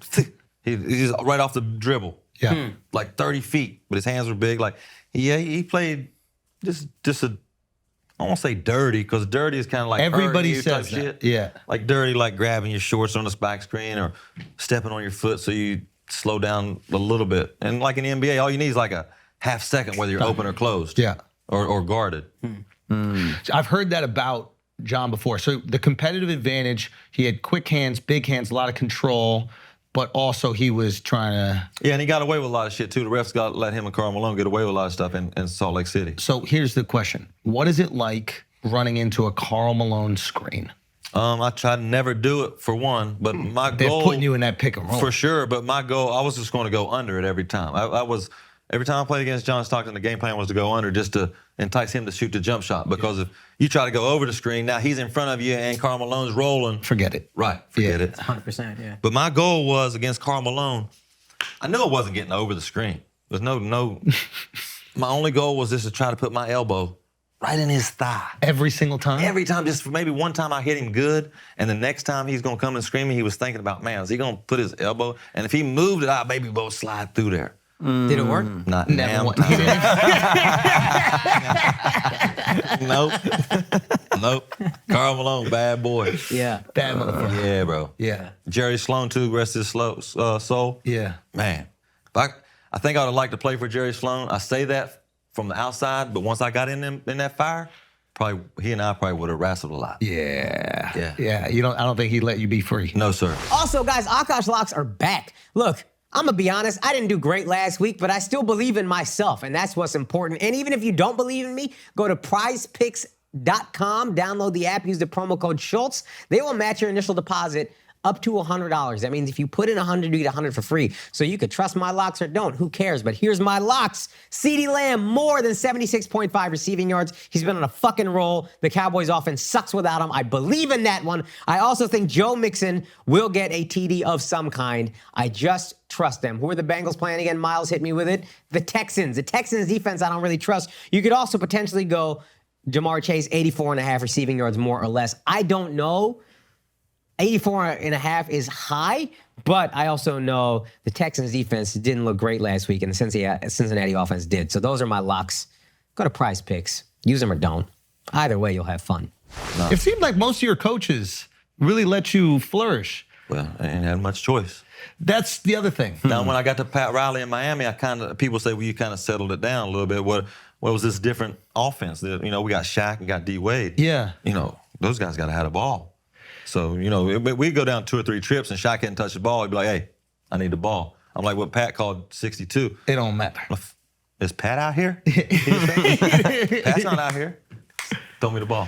Do you think it's true that Pat saw what he had and then came down? I'm not so sure. Pat was the president at the time. Yeah. Stan Van Gundy was the head coach. Yeah, for like 2 weeks. And then 6 year. Yeah. I don't know if I don't think that's how it went down. I don't know though. Yeah. My opinion is maybe Coach Van Gundy didn't really want to be in that situation anymore, and maybe went upstairs and talked to Pat. Well, how can we resolve this? And Pat was like, well, shoot, I know a way. We could dissolve you. That's what we could do. Yeah. So I think that's what Did happened. you hear, and I don't want to get you to snitch on anybody, so you don't have to answer this, but did you hear grumblings from players like, I don't know if this guy can understand? No, I never heard that because on that team, bro, with all those Hall of Famers and players that we had, Yeah. it was like anybody could coach that team, right? You just had to tell us what time the bus was and what time the plane was. Yeah. But no, I wasn't in that group of players. I wasn't ever in that situation in my career where I was in those type conversations about anybody. You know what I mean? So no. When you go to the Heat, do you notice a distinct difference between what a championship team is and what you'd been on before? For sure. And what is that? Just day one at training camp in Miami, our only goal was to win a championship. Whereas I think maybe when I played for Sacramento, I never really ever got that vibe ever. Oh, wow. Maybe just because it was Shaq and Kobe out there. You're going up against the Shaq and Kobe Lakers, so there's that. And I don't, honestly, down deep, I don't know if we really thought we were good enough to win a championship. Winning a championship is hard, man. Like, in all levels, bro. It's like I heard you say this. You said it twice on All the Smoke. You said, we didn't understand what it really takes to win a championship. Then you said again, what it really takes. What does it really take? Man, it just takes so much. It's going to be like so much more like film, everything on a different level, from film to I mean, you hear it all the time, taking care of your body and things like that. And yeah, NBA guys do what they do, but come 7 o'clock, they're going to be ready to play. And it's just the ride to the championship is more enjoyable than I think actually winning it, because it's just us 15 guys. We've been together for over half a year. We're with one another more than we are our families during the championship. And you guys were locked in? Locked in, bro. Who do you think you were closest with on that team? All 15 of them. I know it sounds Really? cliche, bro. It does, but I think that's what it takes, man. Like, I've been on a bunch of different teams, and a handful of them, though, like, we could all go hang out and have dinner together. Like, that's so rare. And if you can do that off the floor and have that kind of relationship, then on the floor, when push comes to shove, you're definitely going to trust that guy, because you already know what time it is. You know what I mean? Let's talk a little bit about NBA players do what they do, because they've loosened things a little bit. Like weed, it's cool now. And then we hear the stories of like the Bulls back in the day, like the gambling and all that shit, the partying, and then coming straight from Vegas and all that stuff. What is some of the craziest stories that we don't know about? Thank you for finally asking that. That's a good one, man. I mean, that won't get you or anyone in trouble. Well, I mean, all the stories you hear are probably pretty much true, right? I mean, NBA guys are just different. Like we don't know that, but different in what way? Man, You don't have to name names. What's the wildest thing you saw where you were like... Because you weren't partying, really. Yeah. No, I didn't go out, bro. I didn't go to no clubs or anything like that. But for the Heat, though, like when I played for the Heat, it was like, Shaq and D Wade, pretty big stars, right? Yeah. So any city we go to, they're having a party. One's having a party here, one's having a party They're here. having separate parties for in the same city. But that party's going to ravine. Oh, boy. At the Hotel Live. Oh, boy. Yeah, so, I mean. And are there girls just waiting, probably? For sure. Like, the NBA is like, I didn't get into that. Like I said, I didn't go to clubs and anything like that. But to answer your question, absolutely. Really? I mean, it's just like every city. Because we would hear about the girls that would just like stalk Find the your team. hotel Yeah, they room. find the hotel For sure. Find your alias. Because they're breaking off the bellman. Yep. The bellman's saying, oh, yeah, the Spurs will be here Thursday to Saturday type shit. You know what I mean? So they know when they're coming. What was your nickname for D Wade again? Booby. And why'd you call him that? What was the Friday Night Lights? Yeah. Oh, Friday If you Night want to Lights. win, let booby spin. That's And I'll tell Pat Riley, we'd be down in the fourth quarter and D Wade's on. Hey, Pat, you want to win, you better put Booby's ass back in. Pat Riley was cool, man. Cool as a fan. Yeah. I mean, obviously, as a Knick fan, Yeah, I mean, he took care of his idolized Pat. players. What is the relationship, and why is he looked at as the godfather outside of his hairstyle? Explain what he does. I mean, he's just looking out for the cookout, man. He takes care of his players, and like the Miami Heat organization is the best organization I've ever been a part of. Like, why? Top to bottom, just because the way they treat their players, the way they treat their family, the way they treat anybody that needs to be treated some type of way is just first class. What are some of the things they do? Like, say the owner wants us to stay in we go to Dallas and he wants to stay at let's just say a Motel 6. Well, Pat Riley ain't having that, because Pat Riley, if he was going to Dallas on his own, he's not staying at a Motel 6. So we're going to stay at the Ritz-Carlton or the Four Seasons. Wherever Pat stays, that's what it's. And Pat will pick up whatever the difference was from the hotel. Right? Wow. Right? So. See, these are things we don't hear about with Pat. We Pat, hear about it's like it's Pat's system. Yeah, you hear about Heat culture. That is But Heat culture is really letting the players know that if you buy in, you are going to be 100% taken care of. That's right. Your family. If and you you're buy going to in. have a chance to win too, right? There's always going to be a chance to win in Miami. Would you have sit-downs with Pat? No, probably not cordial sit-downs. Probably more like, I'm getting in trouble type shit. Like, wait, what did you get in trouble for? I mean, it's like Pat wrote these things on the board. Like every game, he would mark players like, if you were help side D, you get a point. If you weren't, you minus. Yeah, that type shit. So every morning we come into practice and Shaq. Oh, wow, he's doing the plus minus before it's even a statistic in the league. Yeah. Do you guys know what the plus minus statistic is? Yeah, it's basically. You can explain. I thought it was a stat at that point. Like if they're running a side pick and roll, and you're guarding the guy on the opposite side, your job defensively is to be in the middle of the floor, to be the help. If you're not there, you get a minus. If you're It's like there, you his get a own plus minus.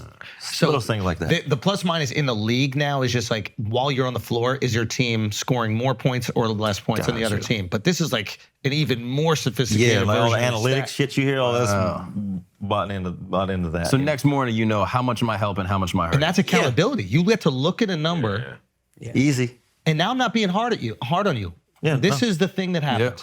So every morning we come in, it's Shaq, D Wade, all 5 starters, the last 5. He's preaching all year. Look, whoever has the highest numbers this year, they're playing the minutes. They're playing the minutes. Earl Barron, remember Earl Barron? Yep. Yeah. He had off the chart numbers, but he only played average like 0.3 minutes, right? Oh, we're playing the guys with the high numbers, playing high. I'm like, Pat, you're talking out of both sides of your mouth. What do you mean? Oh, he didn't like that. He didn't like that. I'm like, you put all these numbers up here. Shaq and D Wade, our best 2 players. They're garbage. Look, but they average 35 minutes a night. So you need to take that shit. The numbers mysteriously disappeared. Oh shit! Mysteriously.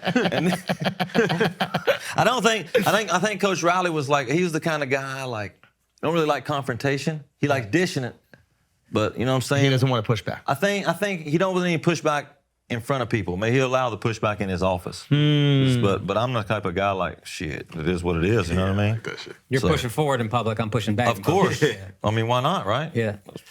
And I think that sometimes he gets credit for reining you in or whoever you played with the Miami Heat. Would you say that that was more of a decision you made based on the personnel on the team? For sure. I mean, it's just, we didn't run many fast breaks because, like I said earlier, we got to slow the ball down and get the ball to D-Wade and Shaq. Yeah. I mean, you know, and again, I'm not out on a fast break looking to throw behind the back passes.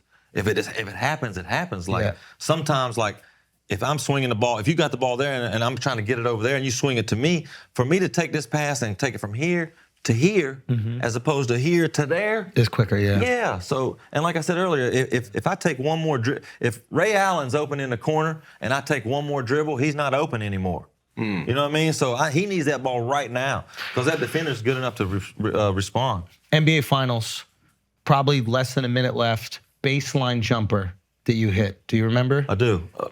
If we're looking at TV, it's down here in this corner. Biggest shot in your career? That's to go up 2. Game was tied. It probably felt like the biggest shot. I've probably made bigger shots in my career, maybe, but I mean, What could be bigger than NBA Finals? Is it the game? Is that the series-ending game? it might have been. But I'm thinking not even a shot would be the biggest spot. I remember coming down and I threw a behind the back pass to Alonzo Mourning and Devin Harris's ass. I looked at the film. He just shucked me right into the cameras, and they didn't call no foul, but Zoe dunked it. I think that felt better to me because it felt like that just put him out of reach for sure. Okay. So it wasn't just You know the what I mean? lead. It closed out the game. Yeah. But still, it was a ballsy shot. I mean, I don't even know if it was end of the shot clock, but I remember watching it. I remember seeing you. You weren't exactly open, but you didn't even think about it. Like I said earlier, I initiate the offense, and I stand in the corner, and them dudes always told me, if you get the ball in the corner, Toss that. shoot it. I'm not throwing it to you just to throw it to you. Yeah. You know what I mean? So I'm like, you got it. I'll fire it up. How is Shaq as a teammate? Shaq's great, bro. Everything you see on Shaq on TV, bro, that's exactly how it is. Seems bro. like the best. It's not a fake at all, dog. That is the way it is, bro. Yeah. Real as it gets. And you guys would hang out like off the court? We would. He used to live in Orlando too, but he sold his house there in Orlando since he's working for Turner. I guess he's in Atlanta now. But yeah, man, that's that dude there, bro. There's not a better human being in this whole wide world than Shaq, man. Really? I'm telling you, Wait, man. why do you say that? Just because he's just always looking out for everyone. Like, I mean, you see the stories being at Walmart or whatnot and seeing a family with 5 people, whatnot. He ended up buying him a van. You know what I mean? Yeah. That kind of stuff. Yeah. Making It's like sneakers. Mr. Beast, but not for YouTube. Yeah, sneakers would sell at Walmart or whatnot for like $30. He or made them whatever. cheaper so everyone could buy them. Yeah. That's the real Shaq, man. That's not a facade, bro. You see on TV from Shaq. That's who he is. That's who he is, man. How different was his physical ability from the Lakers to the Heat? Ooh. Because you played with him and then against him. Yeah, I didn't see much. Maybe his athleticism, maybe a little bit. He didn't jump as high, but Shaq is the most dominant player to ever play basketball to me. It made him change the rules to his own. Yeah. I mean, Yeah. It's Wow. like you can't stop that dude one-on-one. Yeah. And then you send a double team down, which is usually a little guy like me. Forget it. He's not seeing none of that, bro. You're gonna eat all this on the way. Yeah. Do you have any stories where Shaq helped someone out that people don't know? That you saw where you're like, oh, he picked up a tab here or did something for someone? No, I never seen. I haven't. Like I said, I didn't really go out, things like that. So Sure. I wasn't ever in that situation. No. Yeah. What about the greats? What about the greats? Greatest you've played with, against? Like, who are the people that you remember? You're like reflecting, and you hear obviously names: Kobe, Dwayne. Like Every night, man, it was like a dream come true for me, bro. Like, remember Speedy Claxton? yeah, of course. Yeah. Bro, like people ask me all the time who's the hardest dude to guard, and Speedy Claxton was like Stony Brook, right? Hofstra. Or Hofstra, Long Island. I knew it was a Long Island school. Yeah. Like they were really like when he played in Golden State, they had Speedy Claxton was a bruh, and they had 4 white dudes that could shoot the joint, right? And they were really the first team that really ran 4 guys out and just shooting threes. So they ran a high pick and roll with Speedy Claxton. They had Dunleavy and Troy Murphy Troy from Notre Murphy. Dame. Yeah. Bro. And that high pick and roll with Speedy, he was so fast. And if he got around you, it was a layup. And then Yeah. if the help came, it was just spraying it for threes. So when people ask me like who was one of the hardest people I had to guard, well, I say Speedy Claxton. They're like, the fuck, Speedy Claxton. Yeah. You know what I mean? What about most underrated player?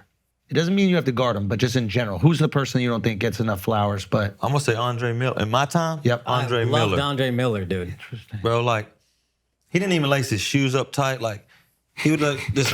He was old school, like take his shoestring around his ankle, and then tie him in the front. okay. And this shit would be so loose, and it's like his game was so awkward, and it's like if you watched it from afar, you'd think he was garbage. Yeah. But yeah. at the end of the night, you look at the stat sheet, and he's out like 27. And he played for a 12 while too. and Yeah. 12. Like, unbelievable. So that's the answer. Like, and a lot, 8 out of 10 folks ain't even gonna know who Andre Miller is. Yeah. I feel like you were playing while the league was transitioning to, like, I would say a softer league. Right. But do you feel like right now versus when you started, is the league soft? I don't want to use the word soft. I just want to say I think the league has made it more offensive.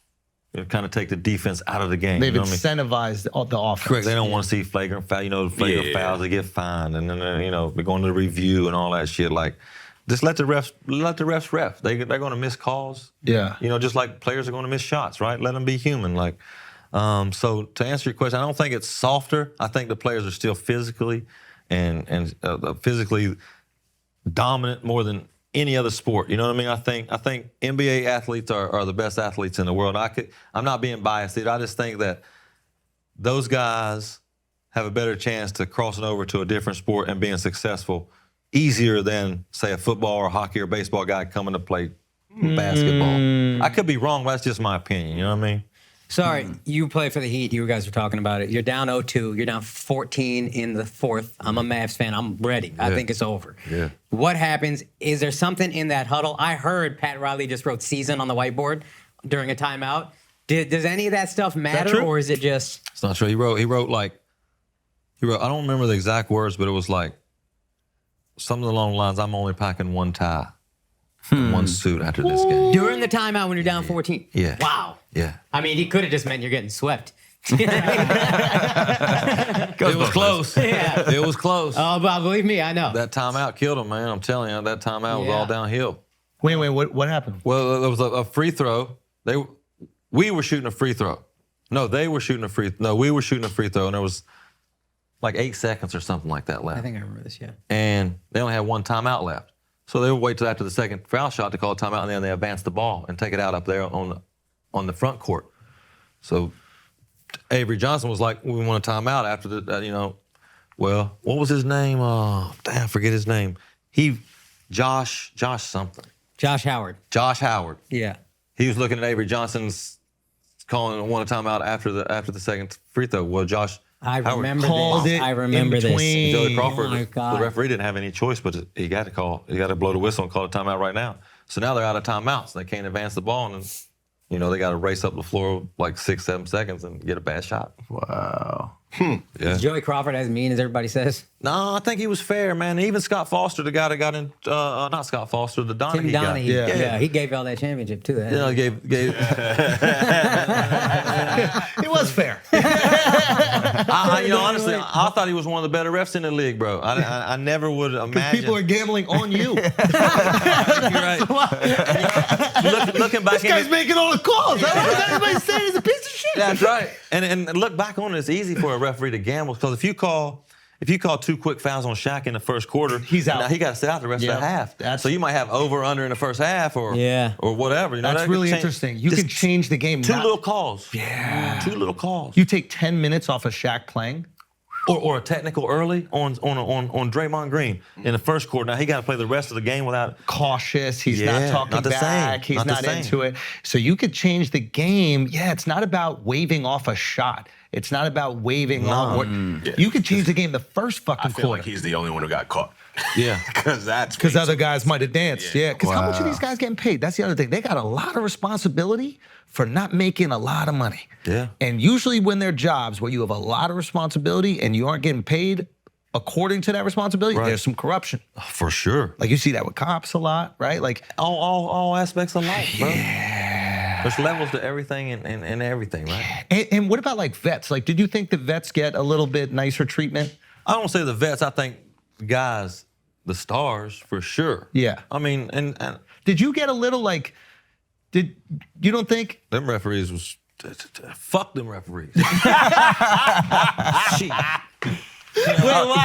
I love them all. I had a good relationship with all of them, but I didn't get nothing. No. Nah. Nothing. What did you want? What did you think? I mean, I just wanted to be fair. I mean, if push me, just call a foul. Yeah. I mean, a little push on me is sending my little ass way over there, and then you breathe on Steph Curry or what? Just saying the star's name. They get the foul call, right? Yeah. I don't like that. Now I understand that he's gonna get more calls than me. Yeah. But goddamn, throw me a bone every now and then. Yeah. You ever get into it with the ref? Of course I did. I remember like it was yesterday. It was in Dallas, and back at their old arena. Payback. Yeah, it's like you had to. Both teams exited the same side down there on that end, but the visiting bench was away. Most teams come out of the locker room and their bench is right there. So I'm into it with Bob Delaney. I'm in like fuck, and he's like, yeah, keep on going, and when you're done, let me know. Then we're gonna throw you out of here. So I'm like, all right, well, fuck it. I kept on going a little bit longer than expected, right? And as he said, are you done? I said, yeah, I'm done. He said, bang, all right, now you're out of here. And I'm still cussing. I'm walking towards my bench, going to the locker room, right? Madder than hell, I'm got kicked out, cussing him the whole way, la, la, la. And I get down there and I realize, fuck, I gotta walk all the way back. So, I mean, I didn't have no choice but to just start cussing him back on, walking all back down there. But yeah, that was probably the coolest one. That was the coolest one. Your boy, he saw me walking out of there and gave me a big hug after the game. So it was good. Your boy Nick was telling me when you were playing a men's league, you got into it with a ref one time. No. Men's league, I get into refs, man, like, one time you were running at him? well, I would. There's multiple. Wait a minute. Specific story. Wait a minute. Multiple. This is an awesome story. So look, these referees in these men's leagues have no idea, right? They're just happy, really happy to see me. Let's just keep it real. They're happy to be reffing my game, right? So these refs start cheating, and I would just get Start cheating. obviously. You're an NBA player playing with guys that work at UPS. I ain't got nothing to do with that though. You know what I mean? Just because I worked a little harder on my ball handling doesn't mean a foul's a foul. Okay. And now I'm to the point now. We'll back it up a little bit. We just talking about the stars getting called. Yeah. I'm the goddamn star now. That's Finally, right. I should get it. And they're thinking the opposite way. They're like, like, no, you're not. They're thinking like you. I play in the NBA. Yeah. You can foul the shit out of me. Well, Yeah. what type of shit is that? Yeah. That's like the point. That's like the argument. That's like the argument when people talk about LeBron and Jordan. Yeah. They talk about, well, the bad boy Pistons beat Jordan up. Yeah. LeBron couldn't handle it. Well, nah. You're saying that the bad boy Pistons was good because they just fucking took you Did right out of the illegal air? things, Like, yeah. that doesn't make them good. Yeah. But anyway, back to the rec league. So the referees are cheating, whatever, and I get to the point where I'd get the ball full speed, and the refs, I'd run right at the ref full speed and skate, like dodging right at the last minute. And he's, backing up, damn near falling. But I don't think that was the best one. I think the best one, we're in Miami. So on the fast break, He crossed up the ref. At any time I got the ball, Cross the ref, bro. I'm running right at the ref, trying to run him over. Yeah. He tripped him. The ref tripped. Oh man. No, you dropped a ref with a These referees, crossover? bro. Like I said earlier, the hell with these refs. Yo, I never heard on all levels. How you break the ref's ankles? Imagine having handles so good, you fucking break the ref. Hey, That's crazy. The best one though, in Miami. I got 2 good ones. Okay, good. We got time for 2. We have all the time. We gotta get Nick in as well. We got a Coca-Cola, Coke going. so get one in. So look, we're playing in Miami in the summer league. I'm playing with Tim Hardaway Sr. He's the greatest. He's like That crossover was. he's like my idol now when it comes to referees. So we're playing, and he gets kicked out of the game. It's like we're 3 minutes into the game. He gets kicked out. He's got the ball with him. Won't let nobody have the ball. So he's like, fuck, y'all want the ball? You can have the ball. He done laced his shoes up on the way out. He unplugged the scoreboard. Bum, bum, from the scores table. Took that with him. So nobody else could play the rest of the night. I was like, hold on. No, if I could have that scoreboard signed by like Tim Hardaway, bro, that would I'm sorry. be I thought priceless. this was an NBA game. You're describing. No. This is a rec league.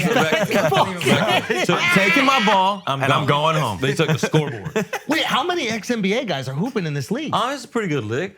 Oh, so this is high. Pretty good league, yeah. So it's my turn the next week. And I'm in the same referee. Tim's not there. You got to sit out a game, right? So no fine, no money. No money, so it's good. So we're same referee cheating us. We're down. We're all getting cheated, bro. We're down. We can't win. It's like we're down 5 with like 4 seconds. Okay. But it's our ball. Okay. Call a timeout, just to piss the refs off to get going. So I tell the guys, just do whatever you want. I'm going to bring the ball in bounds. So the ref hands me the ball, and I don't know if y'all know, the ref's got the whistle in his mouth, and as soon as he hands the inbound of the ball, he's going to count. He only got 5 seconds to bring it in. So he's 1, 2. And I'm like, I already know what I'm going to do. Nobody knows, though. The ref's standing right there with the whistle. Boom. So when he gets to 5, he's going to blow his whistle, call delay a game, whatever. He gets to 4, and he gets about right there. Well, I yanked the whistle out of his mouth. So now, buddy, he's standing there like, I'm like, what you gonna do? What you gonna do? So he was like, that's the game. Game over. That was my favorite one, though. You love this rec league, bro. Oh, So man, I NBA miss the guys rec just league. go to rec league to torture refs because they could never do it in the league? Well, no, not necessarily. We're 'Cause it's going to torture cheaper. the refs if they try to act like they know what they're doing. Got you. They got no clue. They got. Playing the Big 3. He did. That's what the that's knee. right. I yeah, played the yeah. first year, and I tore the ACL the first half of the first game. What happened? You know what, man? It was crazy, man. I was just dribbling. I did a jump Trying to stop. cross over a ref. Nah, them refs, it wasn't full court, so they wasn't in my way. Okay. Like, I just jump stopped, bro, and it just felt like my knee felt like it kept going. Yeah. Then it started burning. It's bad news. Were you warmed up for it? Had you had knee problems before? Like, I'm just. Never had an injury before. I twisted an ankle. Yeah. Never a significant injury. Did ever. you have the was it Osgood Schlatters or whatever that shit is called? Like, you used to wear those little. I wore those little fluke things because Vince Carter wore them, and I thought, hell, maybe I'll start jumping a little bit higher if I start wearing these. Son, I started wearing them because you were wearing them. And then I couldn't play without them. No. Yeah, I think I got so used to them playing. But I thought they looked cool too. I thought this was a health thing because I would have Oh, no. sometimes when you're growing, when you're Yeah. younger, you Yeah. can get some pain Yeah. right Those below things the knee. help, though. Yeah, but they didn't help me. But I was like, Jason got it, I was just trying to jump like Vince. motherfucker. Oh, that's so funny. Now, this rec league was mostly like ex-NBA guys, but apparently there were some current NBA guys that might also play in the rec league. Is that true? Maybe if you were playing for the Magic, would you ever sometimes go play? Oh yeah, it was like to the point where my You last brought fucking ringers to the men's rec league just me. He's the ringer. So I'm on the while you were playing. I'm on the Magic's roster, right? And they signed Chris Duhon to be their backup. Gave him some money. Yeah. I love Chris Duhon. Yeah, Dookie. Bad decision. Orlando Magic. You know how the Heat's the best organization in the world? Orlando's the worst. What? Don't tell me that, bro. Come on, bro. Don't tell me that. From Orlando, Don't tell me And that. Chris liked to throw him back too. Chris is my guy. That's Yeah. I ain't mad at Chris at all. Go Yeah. get all that bread. But that organization, you guys see the garbage truck driving around, right? You see the juice that's dripping from the back? That's the Magic. Don't say that. Not the organization, not the team. Wait, why? Not the team. Why? Not the City, players. everything. Just the organization, bro. Like the organization just got the wrong people running it, man. Okay. That's my opinion. What do I know? Yeah. You know what I mean? I just. And you got some money out of them? I'm just. Yeah. I mean, I'm just putting levels. You know, the heat is here. Yeah. I can only do what I can only tell you what I know, right? Yeah. And it's just. What was so bad? It's just No care about the players? nah, or players that have been through there too. They don't even care about. I could call Miami. I could call Memphis. I could call Sacramento. Yeah. And we all could go to the game, and we all sitting on the floor. But you live in Orlando. I'm right there. I've been trying to get to Orlando since day one. Let's rewind all the way back to the beginning of my draft. Chuck Daly, did I tell you this story? Rest his soul. He was the coach of the Magic. And me, I wanted to get drafted by the Magic my year, but they had 11th pick. I knew we wasn't gonna make it that far. So we had Bryce Drew. Remember Bryce Drew from Valparaiso? Hit that shot and then dove on the floor in the NCAA tournament? No. Okay, another white dude. He's another white dude, about my size. We went down there and worked out one time, and I did my thing against Bryce Drew that day, and their general manager called my agent back and said, we'd like to bring Jason and Bryce back in. We didn't know who was more athletic. Well, that lit a fire under my ass, because that's another reason the Magic, the organization, did that. How could they not know? Oh my God, this is like, it's night and day. So we go back, we set it up. Sure, let's set that up. I told my agent, let's set that up. So they're thinking about drafting Bryce Drew before me. Crazy. Right. So we go in and work out. Before the workout starts, I'll go over to Chuck Daly. He says, come here. He says, look, I know who's more athletic. I know who's more talented. They want to do this. We're going to play one-on-one right from the get-go. I got a tea time in an hour. Let's have this thing over in about 20 minutes. I said, yes, sir. Wow. How long? Shit. Bryce Drew got a better chance pissing in a hot sauce bottle than me. I'm telling you, ain't no chance. Now, what happens to those guys in their workout? They're fighting for their life, and you're cooking them. Oh, they, like I said, Do they get chippy or they just melt. It's probably the same way as like when I gotta try to guard Russell Westbrook. That's the way I feel. Like, fuck am I gonna do? Yeah, what happens with Russ? You just gotta hope he misses. And you just backing off. Just trying to get a hand in his face. If I get a hand in your face, like Allen Iverson, if I get a hand up and you make that jump shot, what can coach say? That's right. Now my big guy's not mad at me from coming over to help, not getting in foul trouble. Yeah. Let's go, back down. What the hell? Yeah. Wow. So Orlando sucks, huh? To me, man, it's just the organization. So They got the players, they got the talent, they got all kind of talent. but you would play rec league and Magic. Oh yeah, at the back to same the time. story. So back then when they signed Chris Duhon, I was out of the rotation. So I'd be in practice all day or whatnot. I'm like, well, shit, we got a game at 7 at the rec. We practice from like 2 to 4, and then I go play in the men's league at 7. So what's the name? They're paying you millions of dollars, and then you're playing for free. That's right. So Oda Smith was the general manager at the time. Called my agent like, hey, look, Dan, he can't be playing in the rec leagues. He said, well, shit, he got to get his run somewhere. You know what I mean? And I always had I don't know how many guys, if they still have it, like a for the love of the game clause in a contract.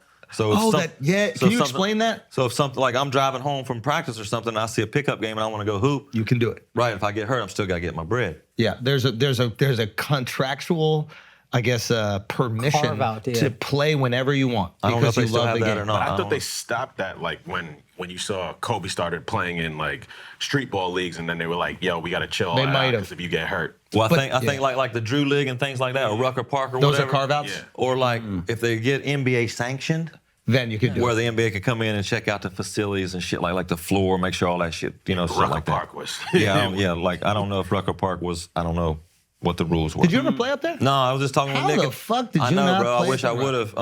We were talking about riding. I've never even been there. I want to go step foot on the Rucker Oh, Park. go before up I leave. there. Yeah. What about Drew?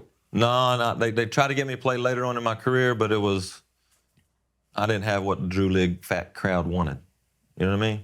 I feel like you do. No, yes, you Well, have exactly that. I feel like Minus the skin. you're a little light. But outside of that, I think you would have what they wanted. I think that's another thing, like the black and white issue. Like once you get on the court, bro, if the bros or the white boys could see that you could hoop, they didn't care what color you were. So You know what's funny is like I think that there's all this credit like that you were hooping like a black dude, but I don't know any black dudes in the NBA that were hooping like you.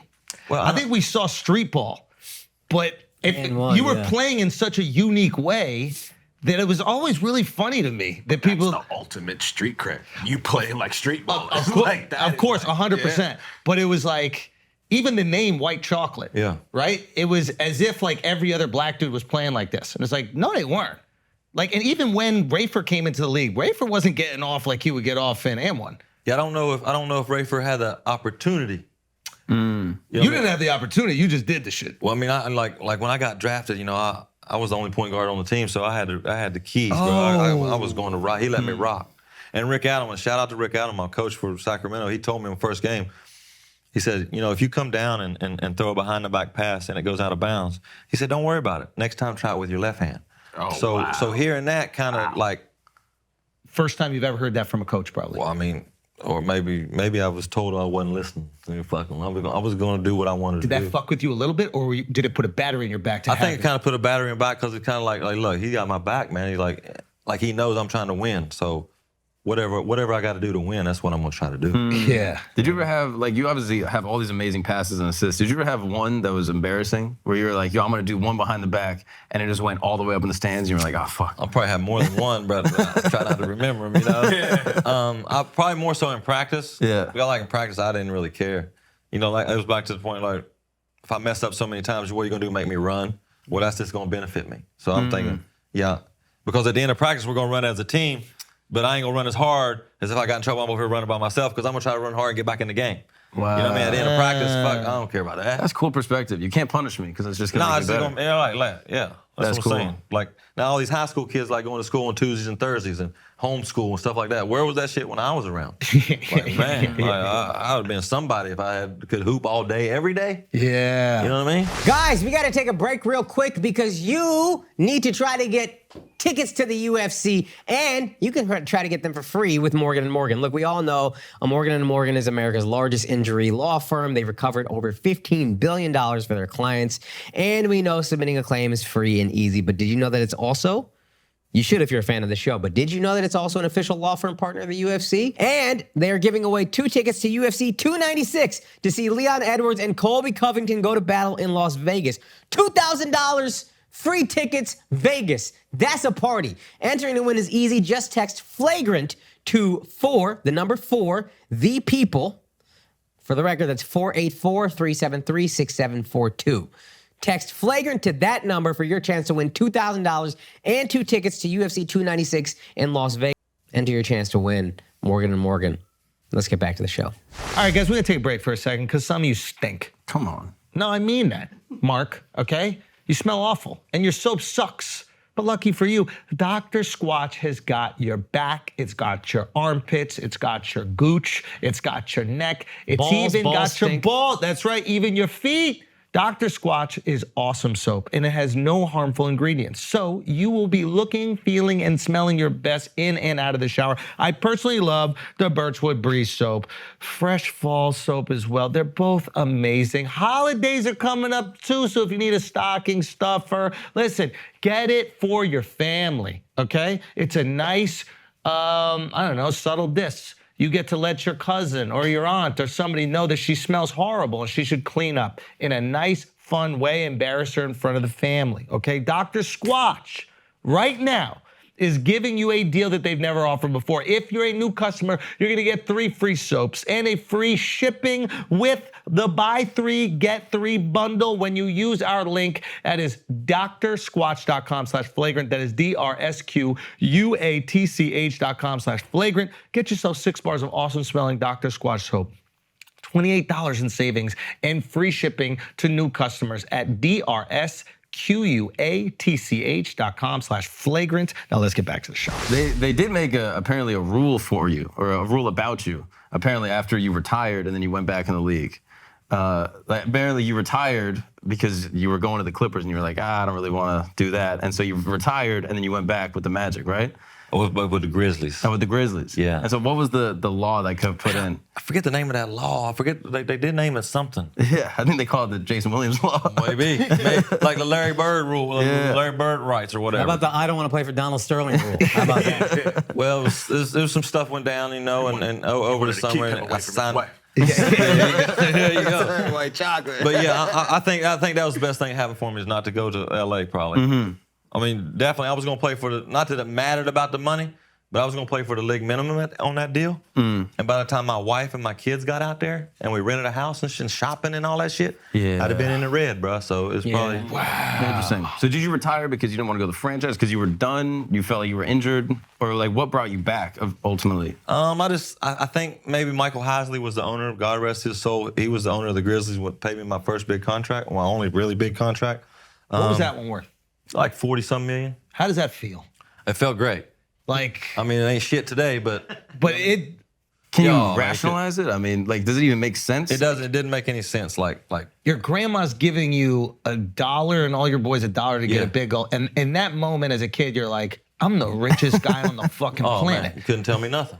And then you get a 40, how much? 40? Like 43 or something. $43 million contract. It was, and they didn't really have to do it. You know, my agent was like, it was like on a Friday, they were having discussions like, Friday he called me and it's like, they're gonna offer you $40 million, but I said, but the what? But what? He said, we're gonna wait till Monday. Maybe I'll get you some more. And I'm thinking, well, what if they change their mind? Yeah. You know what I mean? Because Were there that other happens. offers out there? You never know. Well, that happens. You Maybe. saw that happen with the German kid. Yeah, well, what if the owner's buddy comes in and say, man, why would you sign that kid for that when you can get him for this? You giving him 3 days to think about it. Yeah, bro. What's the kid's name? Who he played great in the black German kid? I can't believe. Oh, Dennis Schroeder. Dennis Schroeder. Schroeder was offered. But he turned it down. He turned It happened down to like a Nerlens fucking. Noel. Now, Dude, is he turning it down or is his agent advising him, hey, Probably. turn this down, we have something else, and then he ends up getting a contract worth a fraction? Dude, there was a guy who played for the Heat, Anthony Carter. Yeah. There was like an option on his deal for like $25 million, and his agent forgot to make the call to pick up the option or whatever, Yeah. something like that, and Yeah. then he lost I $20 don't- million in the 90s, bro. Yeah, I don't think it's the agent's fault.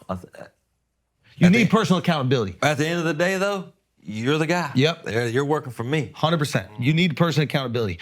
But I do understand a kid who's never been offered that kind of money and all these people telling him, oh, we got a deal coming in from this team and that team. You can kind of get lost in it. Well. Okay, so you get your 43.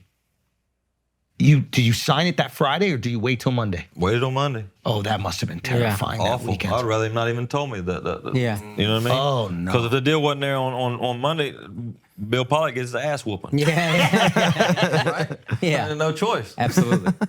So you get it, and then is there a first purchase? Do you like tell your friends? It's public knowledge, but like, do you feel like you have to share that info with your family? Like, what is the first thing that happens? I'm thinking so, yeah, for sure. My dad and I were close, so he knows everything. He's kind of really, if it wasn't for, he signed my agent for me, really. He chose my agent. I would have took the first 5,000 you gave me in from any agent, and I'd have been stuck to, you know, so he knew what time it was with that. So Yeah. he interviewed different agents and picked this one. I would have never picked this agent that I had. Never. Because his personality wasn't like what I wanted, or he and I were totally different. But You needed that shit. he was great. Yeah. He was great. Think about that. He connects you with Nick. You hooping with Orlando. Yeah. Wow. Yeah. Wow. And how'd your dad know all this? Was he like a businessman? My dad was a state policeman in West Virginia, man. Oh, wow. No nonsense kind of guy. And that, you know, when I got in trouble smoking weed at Florida, I was more worried about him and what his friends were going to think of him. Like, you've been in state police for 20-some years, and now your son's smoking pot or whatever. You know, like, how's that going to make him feel some type of way? Yeah. Did he? I think it hurt him for sure. But everything worked out, bro. Could he hoop? He was a good player. He was a twin. He had a twin. He was a more all-around player, but his twin brother was a better shooter, better scorer. But yeah, they were good players. They couldn't receive a scholarship because they played in some kind of men's league growing up and received like a check or some money or some shit. Yeah, so So some so he corny kinda- NCAA. yeah. That's also probably where he was like, you got to be wise to all Have these the right rules. guy. Yeah. Okay, so 43, what do you buy? First thing I bought was a Range Rover. Okay. Yeah. Solid. I mean, I grew up in a trailer So- in West Virginia, bro. Like, I never had a house till I got in the NBA. Yeah. But Wow. you couldn't tell me nothing, man. And you got the range. Yeah. I bought some cars and things like that, but I never really splurged on like Anything silly- dumb? I'm sure there was some dumb stuff like a big ass earring or some big old, you know, diamond number or something like that. But Yeah. It wasn't dumb then. You know what I mean? Yeah. But you managed the money well. And Oh yeah, I'm good with that. You know what I mean? I know you got other investments. Yeah, and things stuff. like that. I've been pretty cool with that. You know. Yeah. Just living life now, man. Yeah. We were talking about Orlando, and this has kind of been a topic in the news. gay players in the NBA, Yeah. like, is that something that's going down? Do people know about it? Does it? Shit, Orlando had Dwight Howard. No, what's his name? John Amici. John Amici. He was one of the first ones to come out Yeah. there. He was the guy. Does that throw off chemistry on a team? Like, does a team not want to get Also, the playing because Collins it's gonna- brother. Yeah. We always talk about how hard that is for the other brother. Yeah. They're twins, and nobody sure. knows which until it's too late. Jason and yeah. Jason and Jerry. Yeah. You gotta come up with a hairstyle deal or something. Yeah, right. Yeah, right. Goatee, maybe. I don't know. Something. For sure, there's definitely gay players in the NBA, and there's probably gay players in all sports, right? Probably gay guys in this room. Maybe. You never know. Never know. And there ain't nothing wrong with being gay, right? You know what I mean? Shit, if that's what you want to do. But Dwight would take you guys on shopping sprees, Yeah. right? Wouldn't he? the white man, he would take us on shopping sprees. Looking back on that, are you like, what? Man, looking back on that, I don't even know what's going on with that situation or what's real and what's not. But Yeah. all I can say is, bro, is one of the most dominant basketball bet. players So- ever. Yeah. You know what I mean? Top for sure. Yeah. For sure.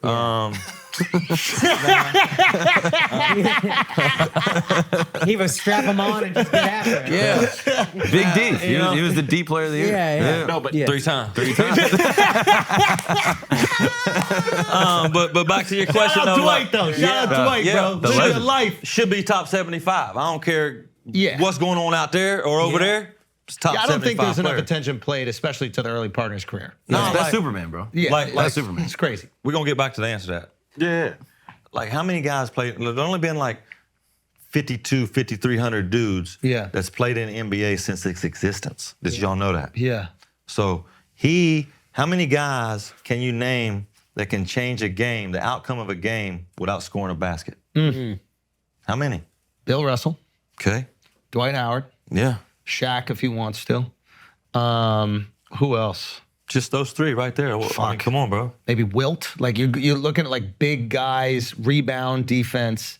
Draymond Yeah. a little bit.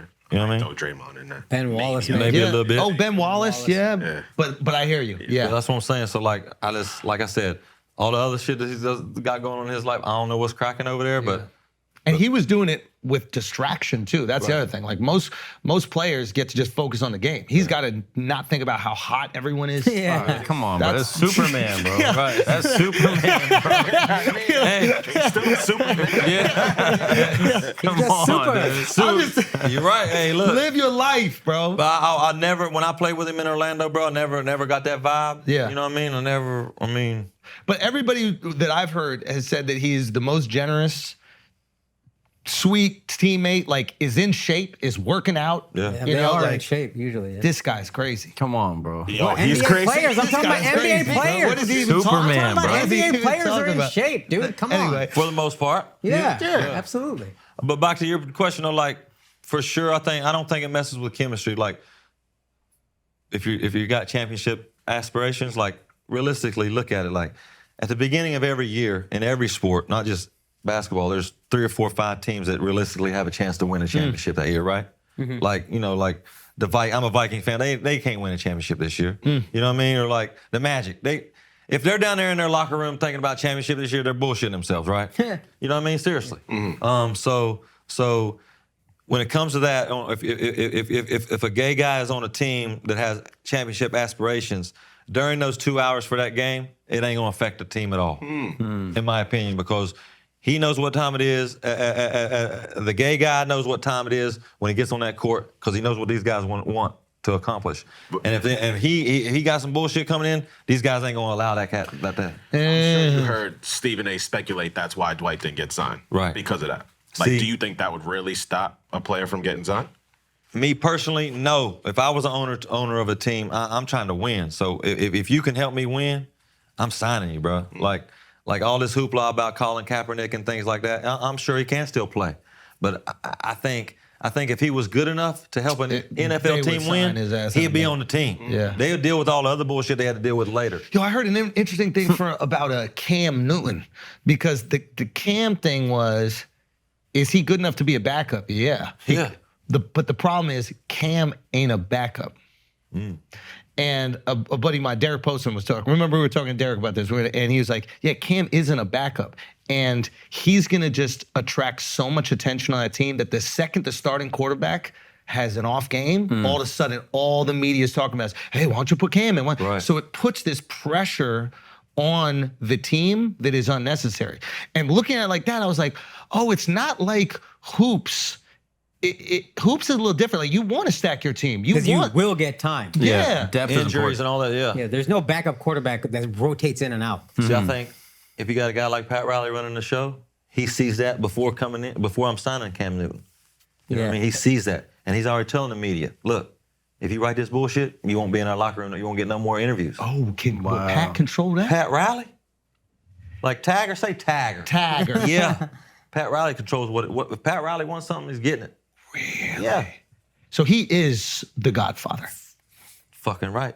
And the players fall in line with that. They respect it, or what is it? Yeah, they respect it because he respects them. Like, he's taking care of guys. He's protecting them. He's taking care. He's putting you up at the Four Seasons instead of the Motel 6. You know what I mean? Do you wish you had played for him earlier? No, not really, because I don't think I'd have been who I was. Because he's, you know what I'm saying? He's like, It's tight leash. yeah, he's not gonna no fast breaks. It's more half court ball. You know what I mean? I can't imagine. Defensive too, defensive minded. Yeah. They got to average more defensive 3 seconds than any team in the history of the NBA. I mean, once you in, they dare the referee to call it, dare you to call it. Really? Why? Because they're just sitting in that paint. Yeah, and the referees, that's Pat Riley over there. Pat Riley's You think that he intimidates even refs? for sure. But refs get back at him too now. Steve Jabb, you remember Steve Jabb? Yeah. We're in Cleveland. We're on like a 4 or 5 game road trip, getting our asses handed to us. It's like the second quarter, we're down 25 already. Pat Riley gets a technical. 2 minutes later, he's trying to get another technical.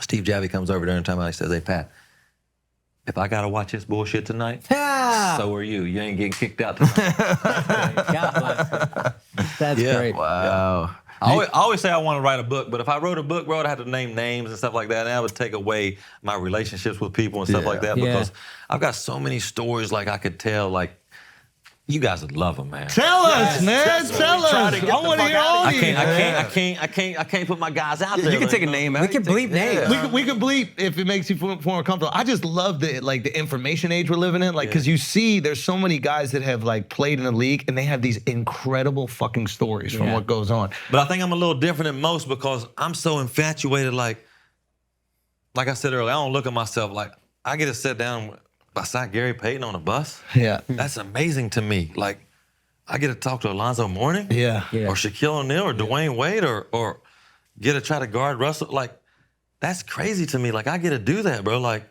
I don't look at myself like I'm looking at them dudes. Like, those dudes are like heroes so to me, weird. bro. Like Allen Iverson. Like, Allen Iverson giving me that, bro. That's like, Crazy. what? Have you ever had imposter syndrome? Say again? Like, did you feel like did you feel that you belonged in the league? Based on play, yeah. Based on play, but like what I thought of the NBA and what I've heard of the NBA, like I'm not, like going to clubs and things like that. I'm not against any of that, but that just wasn't my thing. You know what I mean? So that part of it, I thought maybe I'd have maybe not fit in, and maybe guys would look sideways at me. But like I said earlier, once you get on the floor and you can hoop, bro, nobody cares what nothing is. What happened with GP? Did you guys ever have a convo about it? No, but I've been around the convo when it was happening. It was uncomfortable. The first one, Can you give us the breakdown? for sure. We get to Miami, I get traded to Miami, and then they sign him in the offseason too. And I'm thinking, The play. Think Yeah, just I'm the getting first. there. Okay. So we're getting there. I get there. I'm coming to work out. He's just getting done with his press conference because he signed there as a free agent. He got on the freshest Air Force Ones too, like fresh. I get in, I'm like, oh man, that's Gary Payton. Like I'm getting like, whoa. And I already got that in my pocket. Like, is he feeling some type of way at me because I did that? Because he was talking so much shit to me that game. Like I was terrified. Yeah, like I'm not. That's Can you Gary. tell them what you did? Can we tell the fans what you did? Just a refresher.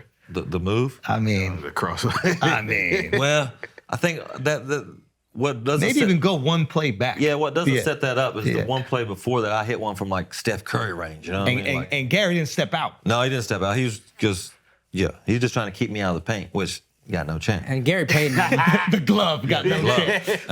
like I said before, I don't even remember what part of the game it was, but up to this point, he's talking mad shit to me. Like I'm like, What's he saying? What's he saying? like white boy this, he ain't da. I'm like, bro, like, is he serious? Like, I've never been in no racial tension at all, and he's calling me this. I'm like, whoa. Are you talking like back? At Florida, you know, the football boys, Ike Hilliard, Fred Taylor, but they call me white boy. I knew what time it was with them because I done blew it down with them, and we done, you know what I mean? So that was cool. But this was like, I don't know this guy, and he's like, is he serious? Like, does he really hate me because I'm white? Type shit, you know what I mean? Like I'm just out here hooping. I don't want to do nothing silly. I don't want to, you know, you're my idol type shit. Is he bringing up history? Is he talking like wishing I would say something. Really? And I could, like, every time he says something or that, and I could just, like, he's looking at me like, yeah, I wish you would. That's like all other players playing in Boston. Yeah, there you go. Act up. Act up, boy. There's a whole lot of that. Yeah. So, but C Webb's he got my back. He's talking for me, blah, blah, blah. So C Webb is talking back to For sure. Like, GP's like, yeah, I wish he would, la, la, la, la, la. And then I'm like, and then I hit that 30-footer, and then the next time come down, and he had to step up. And I didn't really notice that he tried to. I don't even know if he still. People say he tried to. So you fake like you're gonna pull up. Fake like a little hezzy, and then it really wasn't really like a big crossover like Allen Iverson or anything like I would want to do. Yeah. It was just like if I'm He bit on it hard. If you just like leaning from that corner a little bit, if you just look your eyes, you're beat. Yeah. If I'm full speed, you're beat. Yeah. And he's kind of leaned that way, and off I went that way. And he stuck his leg out. He tried to trip you. For sure, he tried to trip me. Yeah. But GP, that's my guy. Yeah.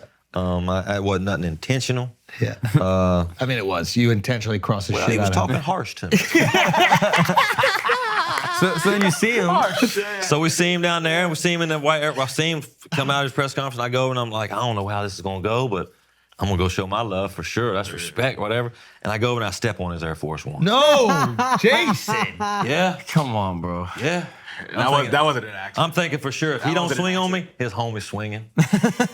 So you kind of just played it off, blah, blah. But then everything was cool there. When we get on the first road trip, something we brought up on the bus about. Who brings it up? You know it was Shaq. Yeah. You already know it was Shaq. Okay, so what's that? GP took it like a man. Though. He's like, yeah, you know, everybody's going to get got, right? You know, especially like, it's like shot blockers. Lonzo Mourning's going to try to block every shot. But he going to get yammed on. He's going to get yammed on every now, but he's going to block a lot of them. Yeah, yeah. You know, just ask Vince Carter. Yeah. You know, so, but GP took it like a man. Like, yeah, everybody gets got. And I'm sure there's other plays that GP got crossed up or beat on, you know what I mean? So just... I think it was GP's face afterwards also. Yeah. Because it wasn't angry, I'm going to go knock this kid out or something like that. Right. It was, all right, Right. motherfucker got me. That's And right. I think that as like a fan watching, it's nice when there's like mutual respect against competitors. Yeah. You know what I mean? But since that move, not one word has been said to me. Really? That's my guy, though, to the end, bro. Like, he's one of the... I was fortunate enough to have great teammates, but he ranks right up there, bro. Like, Really? fabulous dude, bro. Wow. I mean, fabulous. I wish he was here right now, bro. Harsh competitor? Harsh. Yeah. At He everything. wants it. Wait, like what else? What else? Pool, bro. Pool. Like, anything you're doing. Flipping pennies, cards. And he does everything left-handed. The only thing he does right-handed is hoop. Everything left-handed. Wow. Yeah, man. That's interesting. Gary Payton, man, one of the baddest dudes to ever lace him up. What about the games that you guys are playing outside of basketball? So like, you know, you're on the bus, you're on the plane or whatever like that. Is there cards? Like, what is everybody getting competitive about? It depends, you know, definitely a card game going on. And what's Depending on the what game? You know, it could be Boo-Ray here. It could be, we called it in between, like AC-Doocy, where you flip up a card here and then flip up another card, and then you bet how much money of the pot the next one will be in between those. Hence, in between. Yeah. But they'll put like 6 decks in there. You know what I mean? And when we got on the plane, we'd get an envelope full of per diem. If we went on an 8-day trip, it'd be a lot of money, right? So everybody just gambles the per diems. Well, yeah, but the rookies, they throw that shit in there, and them rookies lose that per diem. Oof. Boy, they want to jump out of the plane right away. I never played in those games. I would be the dealer. Oh, you didn't gamble? I didn't gamble because you're going to lose. You don't really have any vices. Is that why it was frustrating when they were trying to put the weed thing on you? Because it's like, yo, I'm not partying. I'm not chasing bitches. Like, I'm not doing any of this stuff. Right. And I'm smoking a little weed. Yeah. Like, And now I'm the drug guy. And now I'm the bad guy who doesn't care about the rules. Yeah. And it's not like it was performance enhancing. If anything, weed's the opposite. I'm thinking, right, with hoops. Yeah. Right? I'm thinking like, what's worse than me smoking a blunt or Vladdy smoking a motherfucking Cigarette. Cigarette. I mean, he was smoking what? I'll be in packs a his day? room, yeah, because he's smoking cigarettes. That's gonna mask the weed smell all day, all day. Come on down. So you were helping him. Yeah. Like, Vladdy's in the fourth quarter. He's fucking throwing up kid. And plus, he ordering the room service too because he got more bread than me, so we put that on his room. Dude, is that a thought? Like, even though you're in the NBA, you're still like money conscious a little bit? I mean, I think so. I mean, if you're What's smart, the rookie contract? What's the rookie I contract? think now like a vet, like a top. No, lottery when you were pick, you were. I don't know, probably. Let's see, 5 years at probably 2, 3, 4, 5, 6. And it was 5 years they would lock Yeah, the back rookies then, in? yeah. And now it's what, 3? Yeah. With an option, right? Right. Go. Oh my God. So they lock you in for 5 years. Oh, so I mean, getting a pick. Oh man. And he was the seventh pick too, so he had a pretty good contract relative to the second round pick. But I mean, you're completely changing a franchise in 2 ways. You can add vets and spend on vets. Yeah. Right.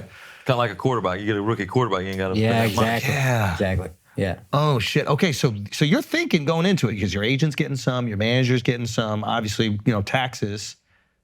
You're sending some money back home. Just an agent, no manager. Oh, you didn't have a manager? Bullshit. Really? Yeah. And what does an agent take in? Most he can take 4%, but he's going to take up to what I tell him. But I gave him 4%. I mean, fuck. Right. Shit, you give me this, you. Yeah. I could get a 4%, bro. Yeah. So you But said then, no like manager. endorsement deals, he could take maybe that's different. Whatever y'all work out. Right. Because I heard endorsements sometimes it could be up to like 20% or Could something be. crazy. Yeah. Yo, did you get a Nike shoe? Was there a shoe coming up? That was another rumor. You had a shoe? I don't know if it wasn't actually my shoe. I don't so to speak, but they put me in it. Like it was The a Hyperflight. Yeah, it wasn't for my foot. Horrible. Bro, for mine too. Yeah, there's no support. Yeah. It felt like you were just in like an old pair of wrestling shoes. Yeah, it was. Right. Yeah. But But they made you wear them? You had the to? purple ones. Remember? Yeah. And then back then when I played, your team had to wear all black or all white. It had to be 49-51. Yeah. Like white. Yeah. Or you get fined. And I'm like, well, what are we gonna do here? These are all purple. The whole thing. We'll pay the We'll fine. pay the Yeah. motherfucking fines. Wow. They did the Jordan shit. Yeah. Yeah. Okay, so there was never supposed to be a shoe that was yours. That was the I don't think rumor. so. You were getting a shoe. No, I don't think so. I never heard it. I mean, Nike had you front and center on some of those commercials. There's They that did. shot of you running back down court, wooing. It's just Also, like I that one remember with the dribbling where they had Oh, the. that was crazy. Squeaking the sneakers. That guy really sat there and squeaked his sneakers on the floor to make that. Yeah, bro. It was crazy shit ever. Wow. What is the best sneaker? Today? Yeah, for you and your time. Oh, man. them Kyries, bro. You like the Kyries? You don't like the Like Kyries? later on in my career, the LeBron, it was the favorite for me because right out of the box, it felt like I've been wearing it for 3 weeks. It's so big. It's such a. I figured you would want like a small, slim shoe. You know, I had to put my orthotic in the shoe. My orthotic was big and sturdy and hard, you know what I mean? So it didn't matter. I was quick as a hiccup, bro. I was getting where I needed to go. Yeah, yeah. What are your thoughts on Kyrie's game? The best offensive package ever? You think he's up there? For sure, he's up there.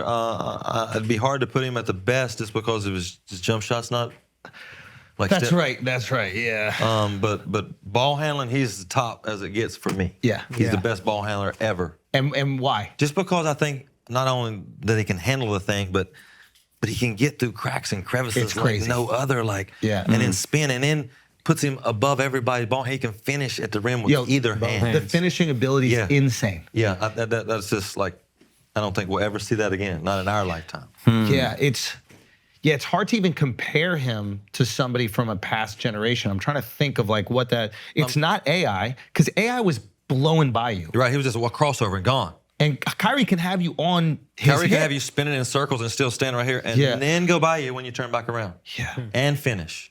So, and why do you think that he struggles? He struggled so much later in his career to win. I think mentally, maybe. I think it's just my opinion. You know, I think he's just trying to think of, got too much shit going on in his mind. It's like back when he was 16, 17, It was one thing, basketball. killer, Yeah. right? This basketball.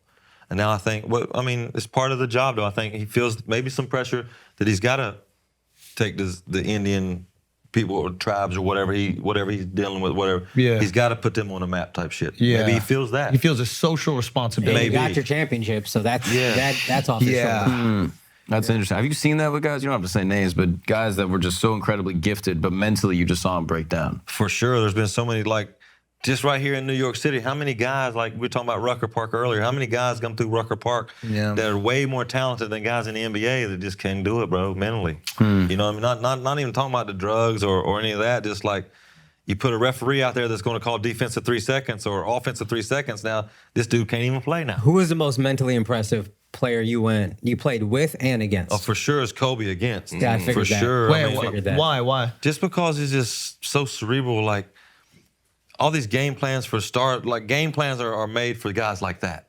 We're going to try to not stop this guy, just limit. You know what I mean? Like when we played the Spurs, you can't let Duncan get 30 and Parker get 25 and Ginobili get 25. Just go ahead and let Duncan get 50 and try to keep Parker and Ginobili under 10. Got a better chance of winning that way because if all three of them's getting 20 and 30, you're getting your head drugged. You know what I mean? What would And you're Kobe not do? gonna clog that So leak, it's like yeah. Kobe was like, so we put these game plans for guys like that, and Kobe specifically, like the 4th or 5th possession, the game plan's out the window because he done figured the bitch out. Wow. He done figured it out, man. Like these guys are too good. Done watch too much film. Kobe's done seen every defensive scheme we're going to throw at him. Yeah. More than we've worked on it because he's watched more film than we've worked on it. And everybody's trying to throw it at him. Everybody. He's done seen every type of defense, every type of pick and roll coverage. He's done figured out the best way. And I think guys like that just learn to be patient in the first quarter. Yeah, we're going to come off this pick and roll. We're going to pick you apart with Shaq. Shaq's got 30 in the first half. Who's going to get all the points in the second half? Kobe. Shaq going to be double teamed. Now Kobe's getting all the looks. Wow. I mean, so guys like that are just there's levels to everything, bro. And just in the NBA, you got level here, and then you got guys like Kobe and guys like that are just Best you've ever played against? the best player I've ever played against is LeBron James. Yeah, I was wondering I about. played against Jordan back when he played for the Wizards, you know, and Yeah, what was that like? it was great. I mean, everybody says it was back in the old days or at the end of his career where the bitch had 31 at halftime. So hold my ass. I'm glad I didn't get none of them Bulls days, bro. Yeah, dude. But But just being on the court with him. oh, it's unbelievable. I get to play. He has a golf course down in Hope Sound, Florida, Yeah. and I'm fortunate to get to play there a lot. You Oh, know? really? Have you Yeah. played with Mike? Never played with him, but every time I go there, that's the only thing I want to do is see Mike. Yeah. And like I could be on the first green and I'm like, where's Mike? And Mike is so different looking. Like I can see Mike from way, way over there. And like, oh yeah, there's Mike way over. I catch myself like, Gazing. like the first time I shook his hand the first time at the golf course, was like, he was like, Jay Will, what's up? Shake my hand. And I was like, he was like, yeah. I didn't want to let go. I'm looking dead in his eyes. I could just feel him like, bruh, let go of my hand. I didn't want to let go. He just has that effect on me. Like it's just like, that's Michael Jordan. You know what I mean? Yeah. Wow. What do you think Mike's competitive edge was? You know, people talk a lot about, skill. They talk a lot about, shooting ability, IQ. But is there a thing specifically that you thought set him aside? Just wanted to win, man. Yeah. He didn't care. And that's easy for me to say that he didn't care, but at the end of the day, he's going to have a huge say in that win. You know what I mean? Yeah. It's kind of arguing like when you argue the LeBron and Jordan thing. Yeah. Like, you say LeBron's a better basketball player or well, MJ wasn't a good teammate. He didn't make the extra pass, but he won the goddamn game. Yeah. So how can you argue that? Yeah. I heard it was like, heard someone say this, that he can lock in 100% for any game. It doesn't matter what it is. It's like it could be game 43 of the season. Yeah. But and I imagine game 43 sometimes it's hard to lock in 100%. For sure. You're beat up, your knees are sore, all these things. It's easy to take a little bit off. But MJ could lock in. That's why he's one of the greatest, if not the greatest. Who's your Like What about LeBron? I want to hear about. Also. yeah, a quick story about Bob Knight. I just heard this yesterday.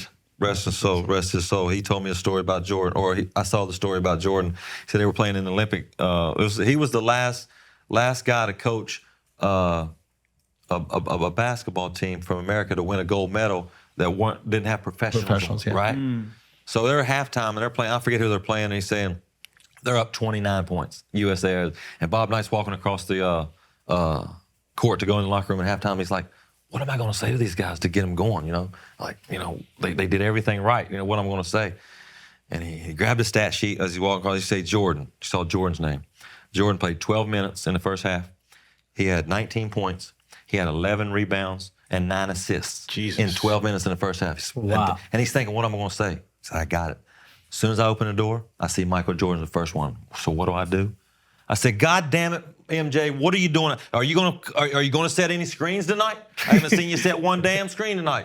And he said, MJ looked up with a little grin, not a big one. He said, Coach, you remember last week when you told the whole world that I was the quickest person you ever seen on the basketball floor? He said, I'm setting them so quick you don't even see me. I thought that was a good story. Fucking legend. Yeah, man. Bob Knight was a legend. Yeah, Knight was. I heard there was the Phil Jackson story. I think it was Mike. He said, Mike, there's no I in team. And Jordan goes, there's one in win. That's right. Yeah, that's right. Michael Jordan was just different. You see how that wasn't that bad for me? Some of you guys put different substances in your hand. I can't use the name because of YouTube rules. Those are bad for you. And if you want to quit those, instead of quitting completely cold turkey, why don't you just replace that product with something else? And that is where Fume comes in. Fume is an innovative, award-winning flavored air device. It does just that. Instead of vapor, Fume uses flavored air. Instead of electronics, Fume is completely natural. And instead of harmful chemicals, Fume uses delicious flavors. You see that? Little flavored air. That's not gonna hurt nobody. It comes with an adjustable airflow dial. It's designed with movable parts, so if you're fidgeting, you're an anxious person, I'm very fidgety. Fume is the shit, you need to get on it. And they have a new product called the Solano Fume. It is made with a premium walnut barrel and an onyx-coated mouthpiece. Onyx, da-da-da.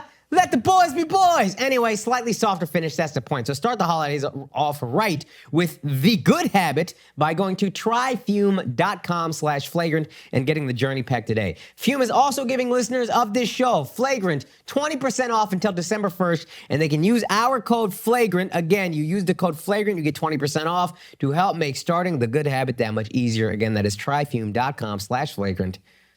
Thank y'all. All right, guys, we take a break for a second because some of y'all need to keep your hair, okay? All y'all. It's an option now. It's a choice. You can keep your hair. Simple as that, okay? Going bald is really up to you, okay? It used to be up to your genetics, your mom's dad, or whatever, hating. Now, it's up to you, okay? Keeps has got your back. Keeps is gonna keep the hair on your head, all right? I've been on it, I don't know how long, since my 20s. About as long as you've been dreaming about the garden. There we go. Literally. Yeah. Anyway, Keeps has got your back, okay? Keeps, you can do a simple online consultation from the comfort of your home and get matched to a clinically proven, affordable, and personalized treatment plan that helps you boost and regrow your hair. And best of all, Keeps delivers it right to your door in discreet packaging. I'm telling you, get there before it starts to go, because once it starts to go, then it's gonna be more difficult. So if you notice it even going a little bit, you get on it immediately. And right now, Keeps has a special offer for you. If you want to go get that special offer, you go to keeps.com/flagrant. That is KEEPS.com/flagrant. Go there, get that special offer, get your hair back, keep your hair. Now let's get back to the show. Was there ever an arena or a venue that you played at that was really special? Like the first time you ever played at the Staples Center or the Garden or something like that? Well, Arco Arena for sure, man. They had the best fans ever. Yeah. And I'm not just saying that because I'm biased. Yeah, the cowbells and all that stuff that was loud. And we were the only thing going there. We could lose 12 in a row and they're selling out the next game, But the special gems to me were like old Seattle Arena, Phoenix's Arena. I just always shot good there, so that's why I'm choosing these. Yeah. And did it make a difference, like that physical space that you were in? Like the actual arena makes a difference in the game? For sure, like the backdrop and things like that. Early on in my career, once I think after my first year, you get used to the background, but there's nothing like playing in Madison Square Garden. I didn't know nothing about the circus animals that they kept in there. I didn't know that there were. I didn't even know there were different Those are Nick players. City dancers? We don't call them that, Jason. I'm sorry. They do some Jason. filthy things, but we don't. But Madison Square Garden is like, it's dark. You can't even see like the third row up. You know what I mean? So I think that's cool with all the lights on the floor. But you hear that bitch. Yeah. Oh yeah. It's a good spot. Yeah. Did you ever get nervous before games? I think. Yeah, I got nervous before every game, I think, but I think it's in a good way. Like, as soon as whoever controls the tip, the nerves are gone, right? I mean, it's just hooping. Yeah. Right? But there was never a game that you're sitting in the locker room just like, fuck. Oh, yeah, every night I had to guard these motherfuckers. Really? Like, I mean, I'm not, like, nervous. It's like, man. This is about to suck. Yeah, but it's fitting to suck for them, too. Yeah. You know what I mean? Final? What about finals?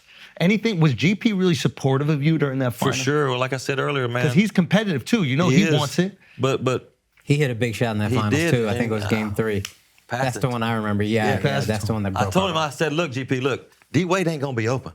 This is for D Wade, and Shaq's not gonna be. I'm not finna throw to Shaq anyway because it might have been late in the game. Yeah, he might have Foul, 2 free throws. Yeah. Right? So you told him he's getting the rock? Yeah, because the way it was spread up, GP's man was over there by D Wade's, and they're shading to D Wade.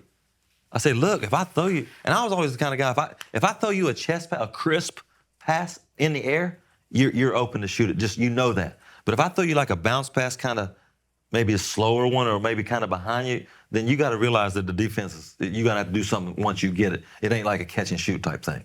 But if you get a crisp one from me, you got plenty of time. Hoist it. Right. And I was always the kind of guy too, like JJ Redick, for instance. He definitely shot the ball better when he caught the ball seams. As opposed to catching he has to flip the seams before he shoots. Would you find out? I'm catching that ball, and as I'm catching it from you, I'm turning the seams here To set him up. Wow. Yeah. So are you finding out how each guy likes to shoot the ball and then delivering it that way? Well, I'm finding out, but not the way I want to find out. You know what I mean? But I'm a guy. I'm trying to get assists. I'm thinking the more assists I'm getting, the more money I'm gonna make. Yeah. Wow. So you're changing the seams on I got the ball. to for some guys. Yeah. What you mean in the way you found out? How would you Like find out? they're yelling at me, like They let 'em know. I'm 2 for 7. What you mean? we change He said, something well, up? the Turn third the seams. the third and fourth pass, the seams came sideways. I need Fuck, to- how you remember that? I think I saw something of you saying that like you're trying to deliver it for certain guys. You're trying to deliver it on the side they're going to shoot, so Just- there's less movement. Right. Like Steph Curry, I think what sets him apart other than making the bitch, he's doing all this shit with the ball, and he's got the ball here. And he can get it from here to here and off so fast. Yeah, where certain at a high guys they clip. need it. Like JJ is knocked down, but he needs it right here. And JJ's what, 6'4"? He usually got a 6'7", 6'8" guy. If he's got to flick not open no more. He might have to put it on the floor. Yeah, the margins are so slim. Yeah, Matt Bonner. Remember Matt Bonner, the redhead? His Redhead? Yeah. Bonner. Yeah. Oh, I thought you said Matt Barnes. I No, was like, Matt Bonner played for the Spurs. Yeah. The Red Mamba. Yeah, his catch and shoot percentage when he played for the Spurs one year was like 60%. If you made him put it on the floor one time, shit went down to like 17%. So just get that fucking rock on the floor. Yes, make him dribble. Back then, now there's probably analytics guys getting you this. Oh, but yeah. back then, they're just yelling at you, and that's how you're learning. Right, but guys like Shane Battier, Bruce Bowen, Yeah, Bruce Doug Bowen, Christie, guy. these guys were looking at all that stuff. You ever asked Shane Battier why his scalp looks like that? Shane Battier is a great dude, bro. But he's an amazing dude. But he has little vaginas. you on know, his head. he Come does. on, bro. Like does. Band-Aids type shit. Yeah, you know? he does. He'd be a It's good guy weird. for your show, bro. I would love to have him on. Yeah, he'd be a Love good it. guy. Yeah. But I used to sit beside him when I played with him in Memphis, and he would play Jeopardy on the computer, right? And I'm trying to play against him. But he done had the bitch read the answer. He'd answered it before I done read the question. So I'm like, nah, this ain't gonna work. Yeah. God, that's so funny. Everybody keep else my is playing in headphones on. between, and he's playing Jeopardy. Yeah, That's right. Just a different level. Huh? And looking at how many times Kobe goes right. Like he would look at like, Oh, he's really trying to break it oh, down. he'll know how many times. If Kobe dribbles twice to the left, he's gonna pull up this way. Or if I force him right, 2-3 dribbles, he's gonna spin. Every time he takes 3 dribbles to the right, he spins back. Wow. Yeah, he's that deep. Well, don't they call him the No Points All Star? Wasn't that his name? Shane Battier? Yeah. Apparently. That's the New York Times article written about him. Yeah. That apparently, when he's on the court, everyone scores more points. Like the whole team goes up, and when he's off, it's He's going one down. of those guys that affects the game. Yeah, but his individual scoring stats weren't amazing. No. Yeah. No. And he was that dude at Duke. Yeah, he was. The guy. Charges and all that, yeah. Is okay, 2 things. Have you found it hard for guys to transition from being the superstar their whole life to role players in the league? That's a tough question too. I mean, it's hard because I don't know who was stars. You know what I mean? What? Aren't most guys stars? Like, isn't everybody in the NBA when they were in high school, Patrick Beverley was dropping 50 a game when he was in high school. Right, but when you say star, did you know Patrick Beverley in high school? Okay, that's fair. That's fair. You're a local. Yeah, maybe, yeah. I think all of us are probably all local stars, Yeah. yeah. And I think those guys like myself and Pat Beverley's Yeah. of the world know who, there's levels to There's everything, levels. right? I just admire those guys who are able, like Pat is a perfect example. He was able to transition his game Yeah. to what could create a very long career in the NBA. And I feel like there's certain guys that maybe they can't do that as effectively. For And- sure, there's guys like that. But I try to tell kids all the time today, like, everybody can't score 25, 30 points a night, right? Yeah. So like Steven Adams, prime example. Yeah. Can't score for nothing. But he's gonna be in the league as long as he wants And to. guess what? He signed a $100 million deal. Yeah. For rebounding and setting screens. Yeah. Playing D, bro. And you probably love playing with a guy like that. Oh, for sure. Especially if you're one of like the Kobe or LeBron, them kind of guys. Yeah. Want them kind of guys all day. Russell Westbrook. Yeah. Love Like you ask Steph Curry and Klay Thompson if they want to play without Draymond Green. They're gonna say, hell no. Hell no. chance. Defense on chance. As soon as Yeah. one of them leaves, that shit's done. Really? I think if Draymond Green left there, they're not winning no more. Interesting. If Steph Curry left there, they're not winning no Yeah, more. And the yeah. same goes for Klay Thompson, right? Yeah. So you brought up LeBron. Why was he the best you've ever played against? I think LeBron's the best because he just makes everybody around him so much better. Where it gets back to the point where, well, Jordan won the game, right? Yeah. So how you argue that? But my point, like Jordan, like LeBron, when he at the end of the game, he's got the last second shot and he penetrates or whatever, and he's got 3 guys on him, he passes the ball, right? That's what you're supposed to do. And Jordan just rising up and shooting it and making it, right? Well, back then, it was like the defense was different. Like when Jordan caught the ball on the wing, it was just him and the primary defender. Next thing is the goal, right? Where now LeBron gets the ball on the wing, got the primary defender, you got And the you weak got side block, slides over the ball side block, and you got a guy at the elbow. So LeBron sees 3 guys. Yeah. Right? So passing makes more sense than Correct. it would back in the day. Yeah, and I think LeBron could lead the league in all 5 major statistical categories: blocks, rebounds, assists, points, all that if he wanted to. Where I don't know if MJ could have done that. Because he didn't, not saying he couldn't have, but the mentality that he had, he was just going to get on my back and let's go. We're going to game. get there. You know, Right? people say I probably put Jordan above LeBron, but when LeBron left all 3 of his teams, they never made the playoffs. When Jordan, his first year when he was playing baseball, the Bulls still made it to the conference semis, I think. Yeah. I think they lost to the Knicks Knicks beat in 'em. 6 or 7. Yeah. And check it out. Jordan always played with, not taking nothing from Michael Jordan. Of course. Pippen, Yep. Horace Grant, Yours Grant was Yeah. good. Dennis Rodman, Tony Ron Kukoc. Harper was nice. Kukoc. And oh, by the way, Phil Jackson. Oh, that guy Phil, yeah. LeBron, who'd he take to when the Cavs? Booby Gibson, Yeah, Booby Gibson. Andy Varejao. Yeah. Good players. Yeah. Good players, but they're not Scottie Pippen and, Yeah. and Dennis Rodman, right? You know, Mo Mo Williams, Williams. great player. Yeah. But come on, I think you could put LeBron on any roster in the NBA right now. Just put him in there. They get to the playoffs. Yeah. Yeah. Even the raglass Magic's organization.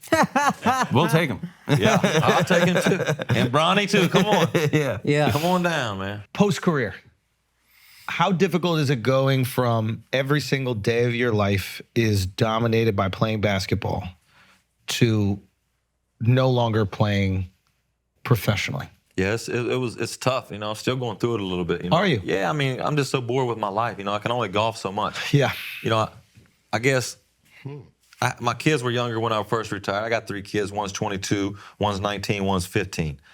So back then it was okay because they always had something to do. But now it's like it's just me, my wife, and my youngest daughter. So I'm always looking for something to do. I wish I had something like that I felt like.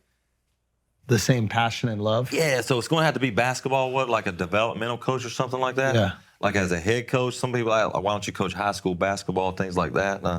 I couldn't do that. The responsibility is too high for me. I'm not the most responsible guy, but Yeah. but you know, to help to be an assistant, whereas I didn't have to show up every day, things like that, I could dig, but where can you find that at, right? Yeah. But I think it's tough, you know, like you got to find something. Like I found golf, I love golf. Yeah. But like I said, I can only golf so much. Yeah. I wish I could just be in the ears of some of these young kids and tell them my perspective of that pick and roll coverage that you just messed up. Yeah. Where like I think some of these coaches are like always just hounding like, what'd you do? You did this wrong. You did this wrong. Well, tell me. I want to know like why'd you do that? Why did you go under the pick and roll that time? Because I was the same way.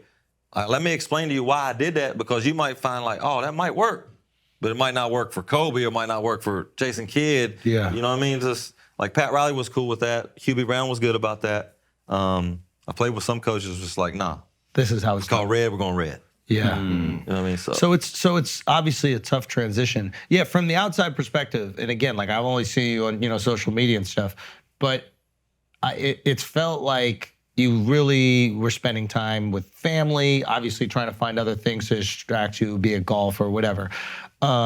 Sometimes you see people kind of act out, or they party or they drink. They're kind of like holding on to the last semblance of like that fame. But it seems to me it's not the fame that you miss. It's just like the being passionate about a thing. See, I don't miss that fame because I didn't ever see the fame. You feel me? Like I'm still living my life the same way I did when I was hooping. I'm just not hooping. Yeah. You know, I'm still going home, doing what I do. You know, messing with the kids, whoever's at the house or whatnot. I'm the type of dude, I just want to have a good time and laugh, bro. Like, even if it's at my expense. If you're laughing at me, bro, tell me. I want to laugh with you. Just be ready.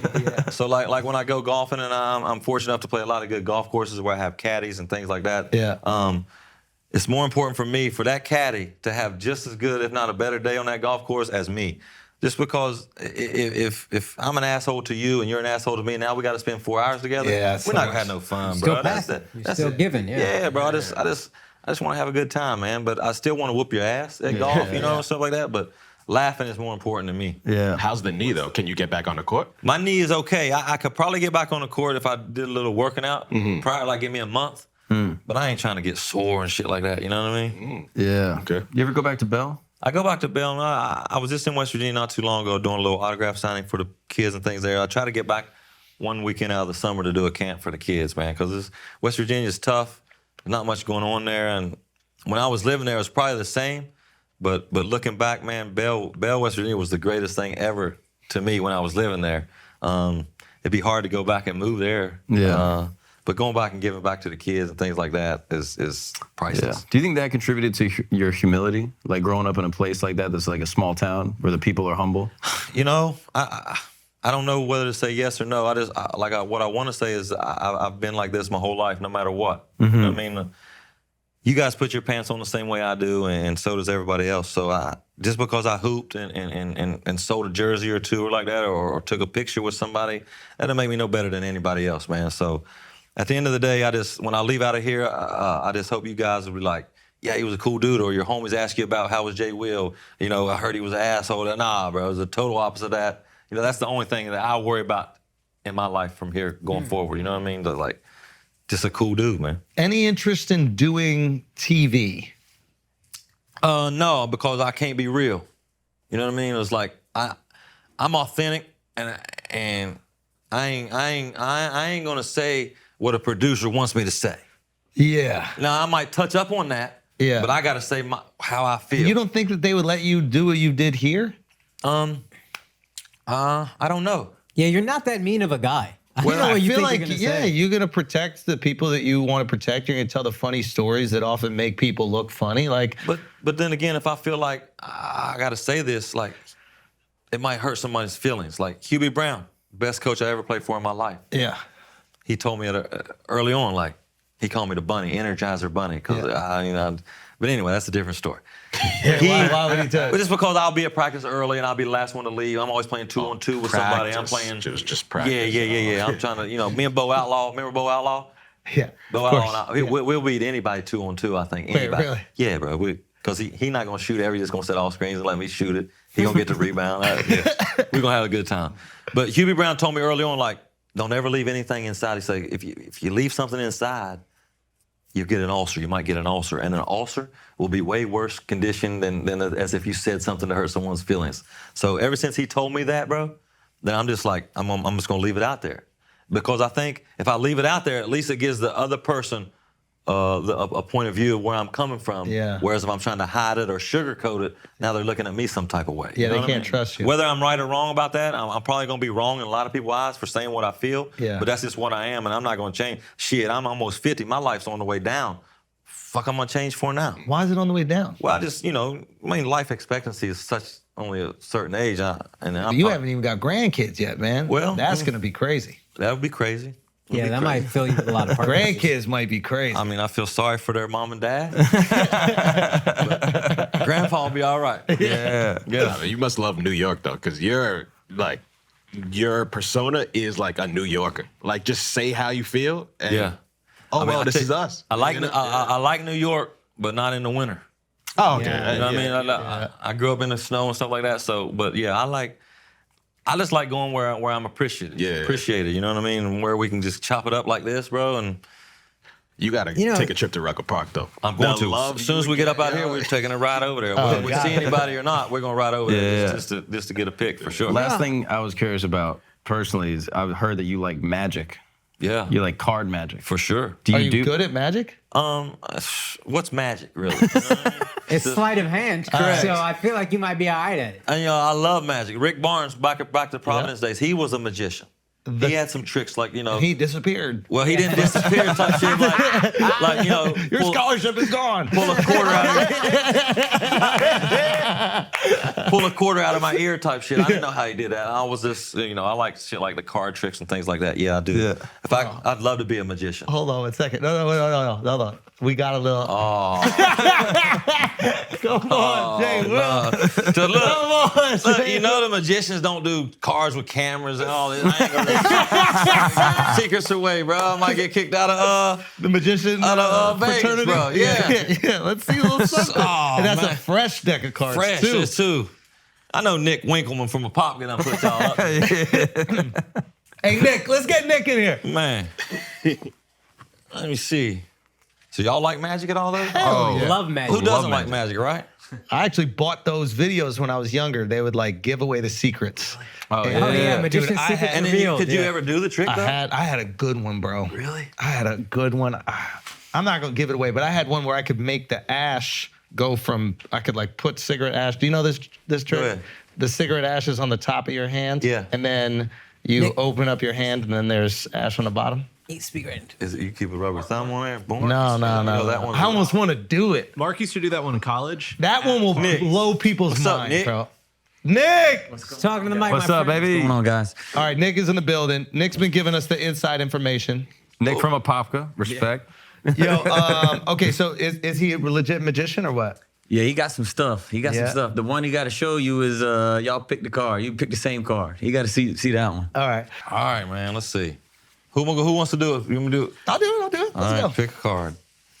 See, I'm in a bad spot here. You know what I mean? Nah, we're not going to. All right. No, don't leave. Do I? Yeah, you look at it. Don't let me see it, though. Okay. You can show the camera all that. Okay, hold on. I got it.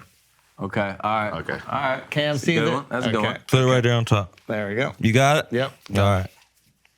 That was a good card. That's a good card? Good card. Yeah, I you picked picked a- a you really picked a hard fucking to good one. figure out card. Yeah. Good. Yeah. Well, I hope. All right, here we go. Yep. Was that it? No. You sure? No, Yeah. that wasn't it. I'll be honest, I might have forgot. I feel like you at the line. No, I forgot. I got it. I'm going to put that one right there, and I'm going to put the next one on top. Okay. When Alex runs away, that's when he got it. Okay. Was that one it? No. You no. sure? I'm positive. Yeah. But you didn't know about that one. Yeah, well, I did know it wasn't that one. It's not that one. I'll put that one right there, and I'll put the next one on top. Okay. Is that it? No. You sure? No. Yeah. Oh, I'm sure it's not that one. Yeah. It's not going good right now. Is that it? Are we gonna do this 52 times? Now Nick, you said he was a magician, bro. I'm saying. so none of them's yours. Yeah. Tap two of them. Uh-oh. All right, tap one of them. All right. What was your card? 4 clubs. Oh shit! Oh shit! Come on, bro. Shit. Come on, man. That's Right fire. there, baby. Come on. Right there, baby. I love it. I love it. That's kind of cool. Because what if you tap the other two? That's what I'm saying, bro. Yeah. That's a good trick. All right. Yeah. What would you have? He hates it so much getting got. I do not like that one. He hates getting I got. tricked me, I feel like. That's how I felt on the fast break. It was like that. Fuck. Yeah. How many of these do you have? Man, I wish we had another deck. That's my favorite one. Well, you have two decks. You can do it on 2 decks? Yeah. Do we have another deck? I don't think so. That's all we got. There's no way. Come on, Mark. Come on, Mark.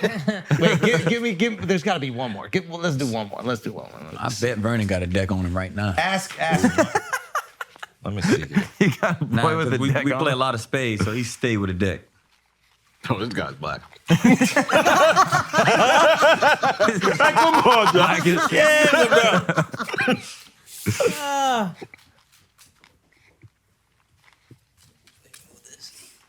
See?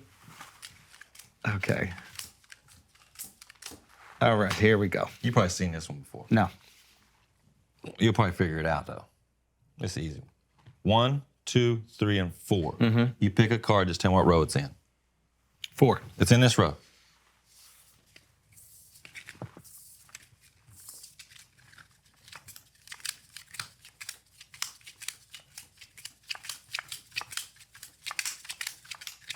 What row? 2. The same card, you sure? Yep.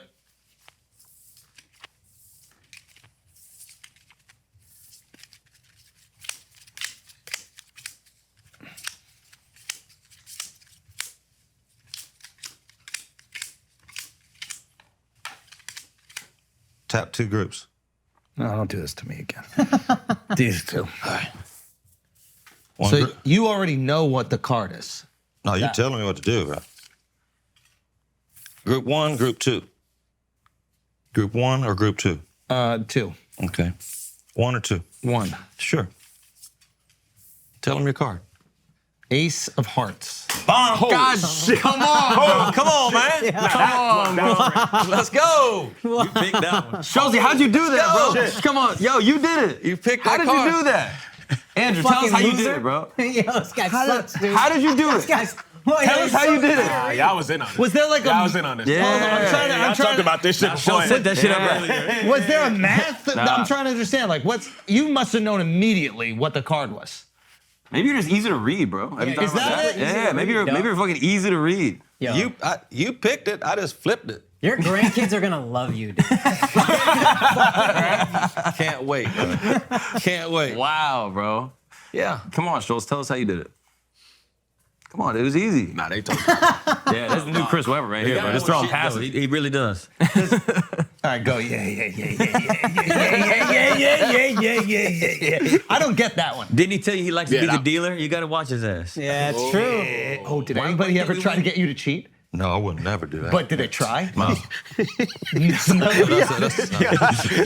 would never do that. Nobody. Like if I'm playing my kids like Uno or whatever, I might draw deal one from the bottom.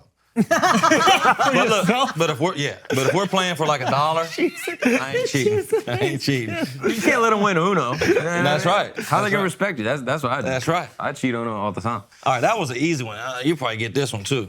Oh. Now he's really rubbing it in your face. You see, No. I said it was an easy one. Don't let him come in between us. All right, every fourth card is gonna be an ace. You Yep, got it? One, yep. 2, 3, ace. Got it? Bomb. Yep. Ace. Yep. Bomb. Yep. Hey, you heard him making fun of the way I said tiger. Yeah. Dag. I didn't know what the fuck. All right. 1, 2, 3. Every fourth card's what? Ace. Go ahead, flip it up. You know what that row's gonna be, okay? Yep.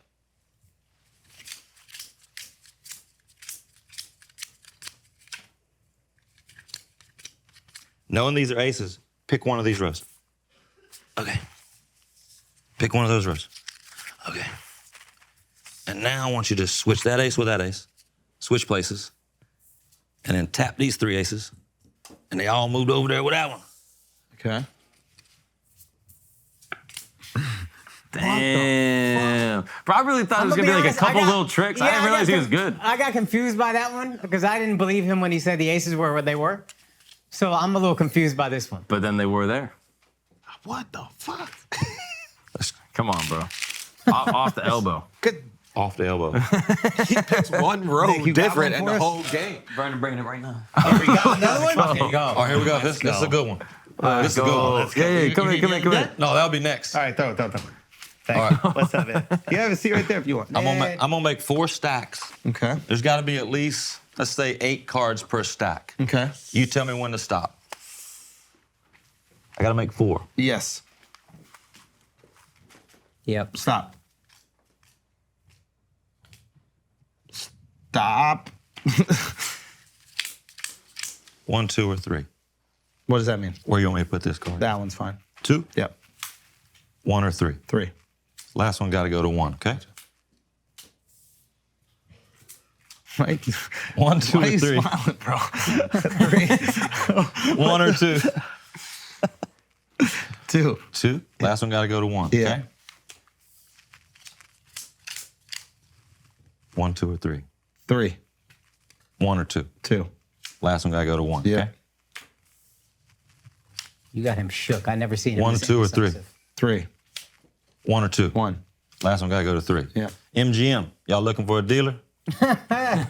What's the chance of all them cards being the top on the same? I mean, same on top. Matter of fact, might be all aces. There's no way that one's an ace. No way. There's no way. Ain't no way, is it? God damn. Come on. This is crazy. If this one's not an This ace, is crazy. how much you gonna give it? 40 mil? I ain't got it. Damn. God damn. That's so fire, dude. I don't even understand it. We got the second I don't deck? even understand it. I don't even understand it. Like, I want to It's figure it out. It's like it's magic. All right, what is this? What are we doing here? What do we have here? So, like, can you even go to Vegas and play? Because isn't it like cheating if you know all this type of shit? Well, I'm thinking like They don't let him touch the cards. you're not supposed to dealing. touch the card, and I think You a can lot. fucking just see where every single card is, apparently. I had to get my hands on it first. Okay. Hold on. Are you going to do the 2 deck? Not like no Yeah, you Rain wanna Man. do- Wait. I have to pee, but I want to be here for the Okay, 2 go deck. ahead. Yeah. All right. But don't do some shit for them. I Do you know how to count cards? No, sir. I can't even remember to play out of the huddle, bro. How am I count cards? I don't even know if he knows or he remembers. I got memory like a fucking elephant. Jay bought a Phantom. I don't know. Do what you year. know? I think Blue 42, 33. that's what I want to remember. He bought a Phantom. He only had a car for a little while. Wait, who? You bought a Jason. Phantom? Where? Memphis, right? I had a No, in Orlando. Well, I was in Memphis when I was playing, but I always had a house in Orlando. Yeah. I bought a house in Orlando since '02. So I always brought my wife and kids and dogs, whatever city I was in. Yeah. But we always go back to Orlando in the summer. Okay. All right, so. I'm borrowing my mom's car one time. I'm trying to get up to the gym. I never seen a Rolls Royce in person. I was blown away. I got my little flip phone out, and I'm like, at the light, like, oh shit, it's a Rolls Royce.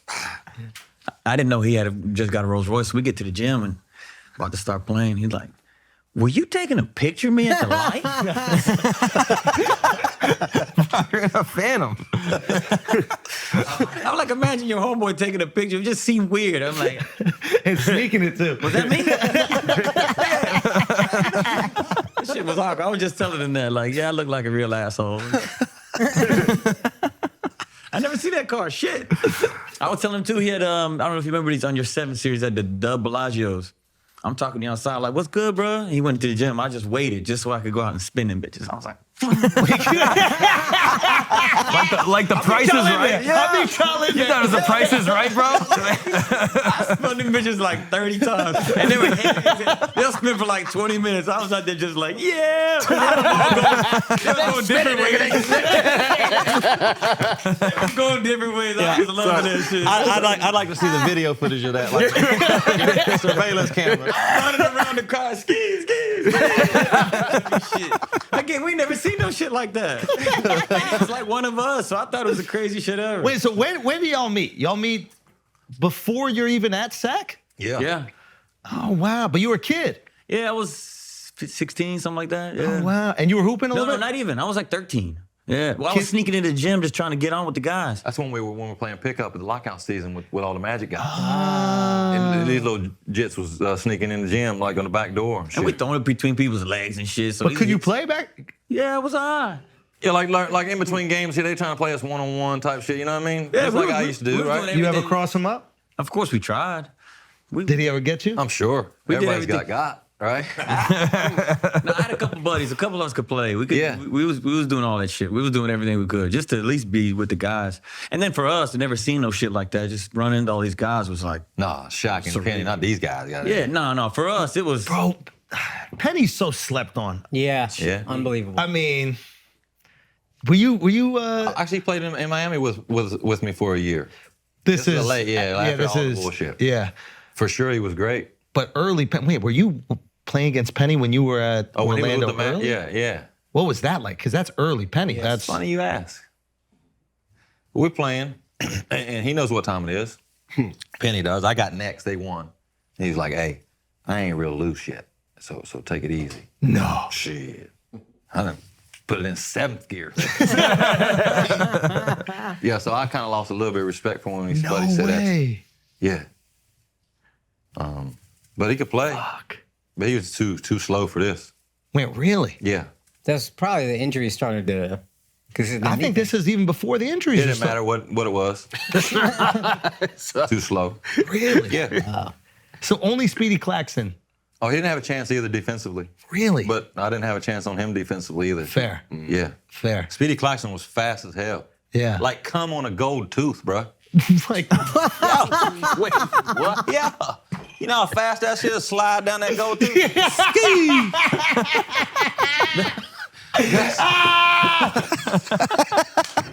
That's disgusting. That shit is disgusting. because it takes a little bit with enamel. Yeah, But I if you got had you. gold, There you go. It's so Slide, fast. slip. Yeah. friction. It's a frictionless surface. Dude. Bro, I need to know how you found that out. Come on.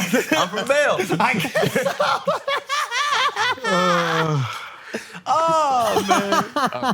Like, come on a gold Oh my tooth, god, dude. bruh. Oh, that's funny. There's nothing faster. Oh, that's funny. There's nothing faster. Speedy, maybe. Yeah. Wait, so yeah. he was telling us about the technical in China. Technical in China. Oh yeah. So we're over there and we're playing like against I don't want to say the national team, but it's something like that. Like the dude is their coach is like the national team coach, or he might be the leader of their army or some shit. I don't even know, but he's somebody. He was somebody. He's somebody. Seriously. Yeah. Everybody in the gym. You can't tell about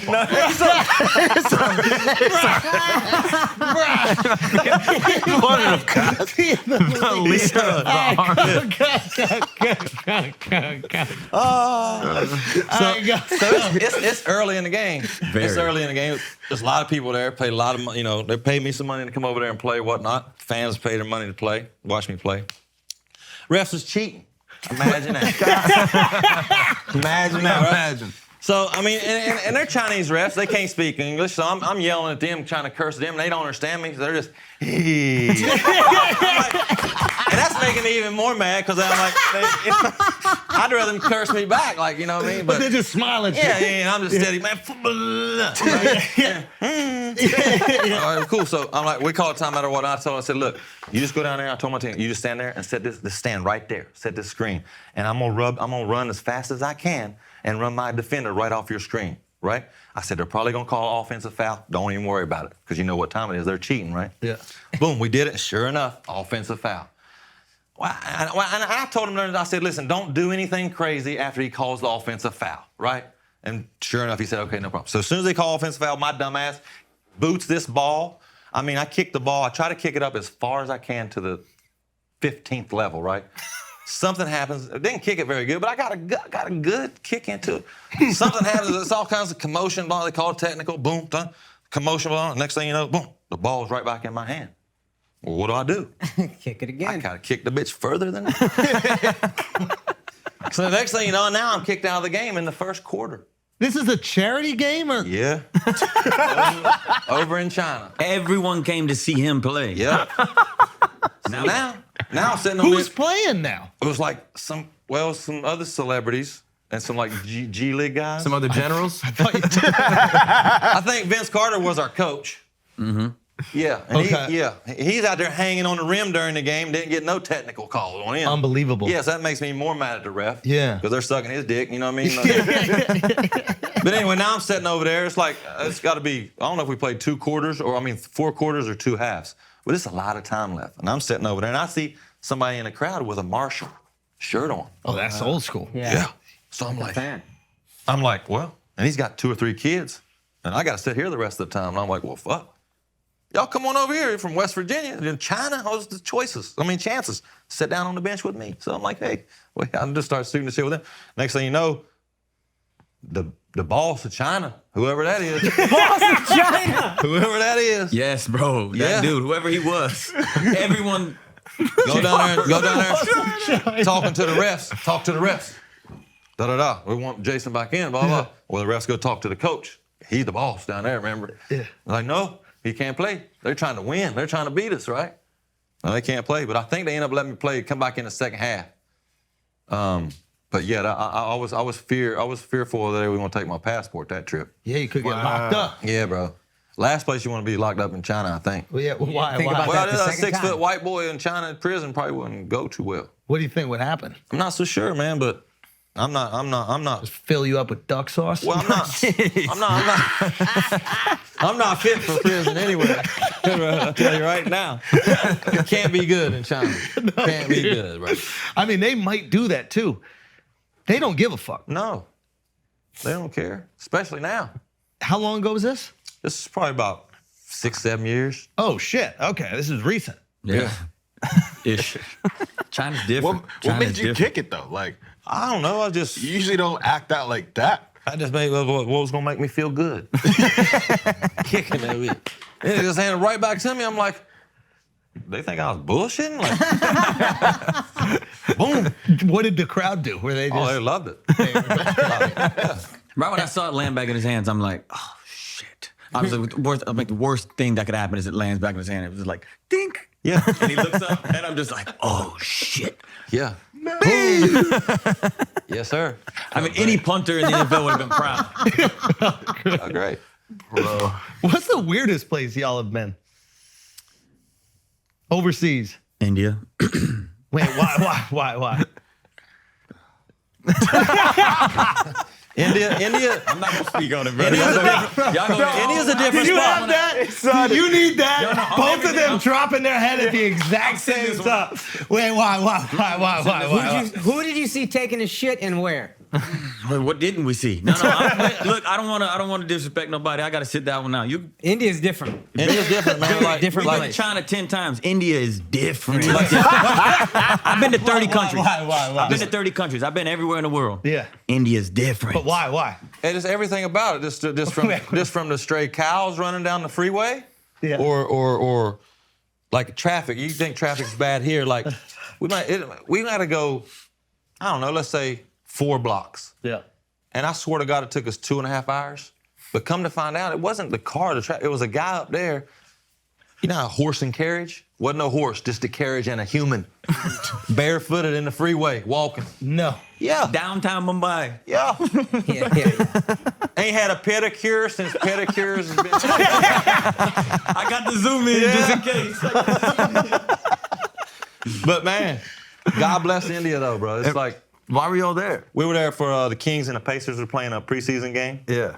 And we actually, the Kings had they had an ambassador from each team. I was the Kings and Kings Detlef. are owned by an Indian now. Yes, they are. Yeah. Detlef Shrimp was the Pacers ambassador. I got to meet Larry Bird there. That was Sick. was great. How's Larry? Larry's great. I met Detlef Shrimp. That was the first time I really got to talk to Detlef Shrimp, and I was like, look, Detlef, I know this is the first time I met you, but look, that's Larry Bird down there.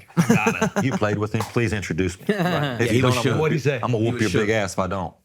So they're like, oh, so right now, let's go. I'm like, oh, I didn't want to go right now. I'm not ready for this. So here we go. But Larry Bird's face is this long. But I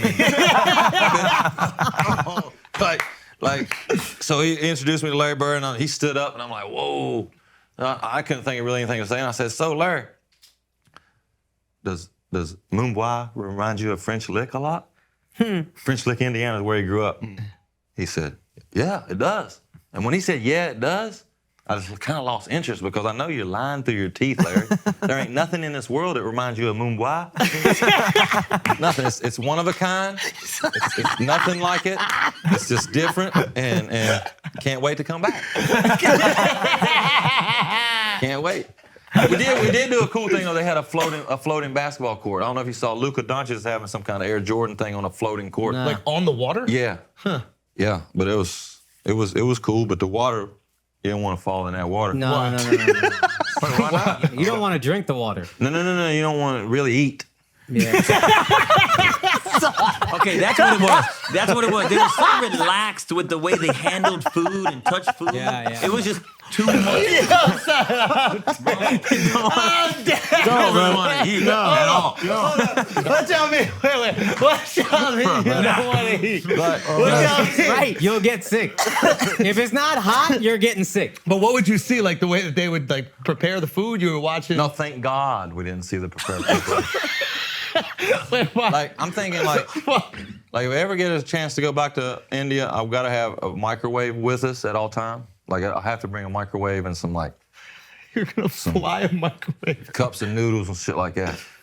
I mean, I've been a little bit around the world and I've been able to find something like a McDonald's. Usually the McDonald's is somewhat, at least the fries. I don't know about India. India is just McDonald's, you're straight. Really? Subway, you're not. Subway, you're not. McDonald's is hot. But You're they don't good. have beef. Oh, they don't have beef. Yeah, what are you going to have? Chicken Maharaja Mac, fire. Fuck is that?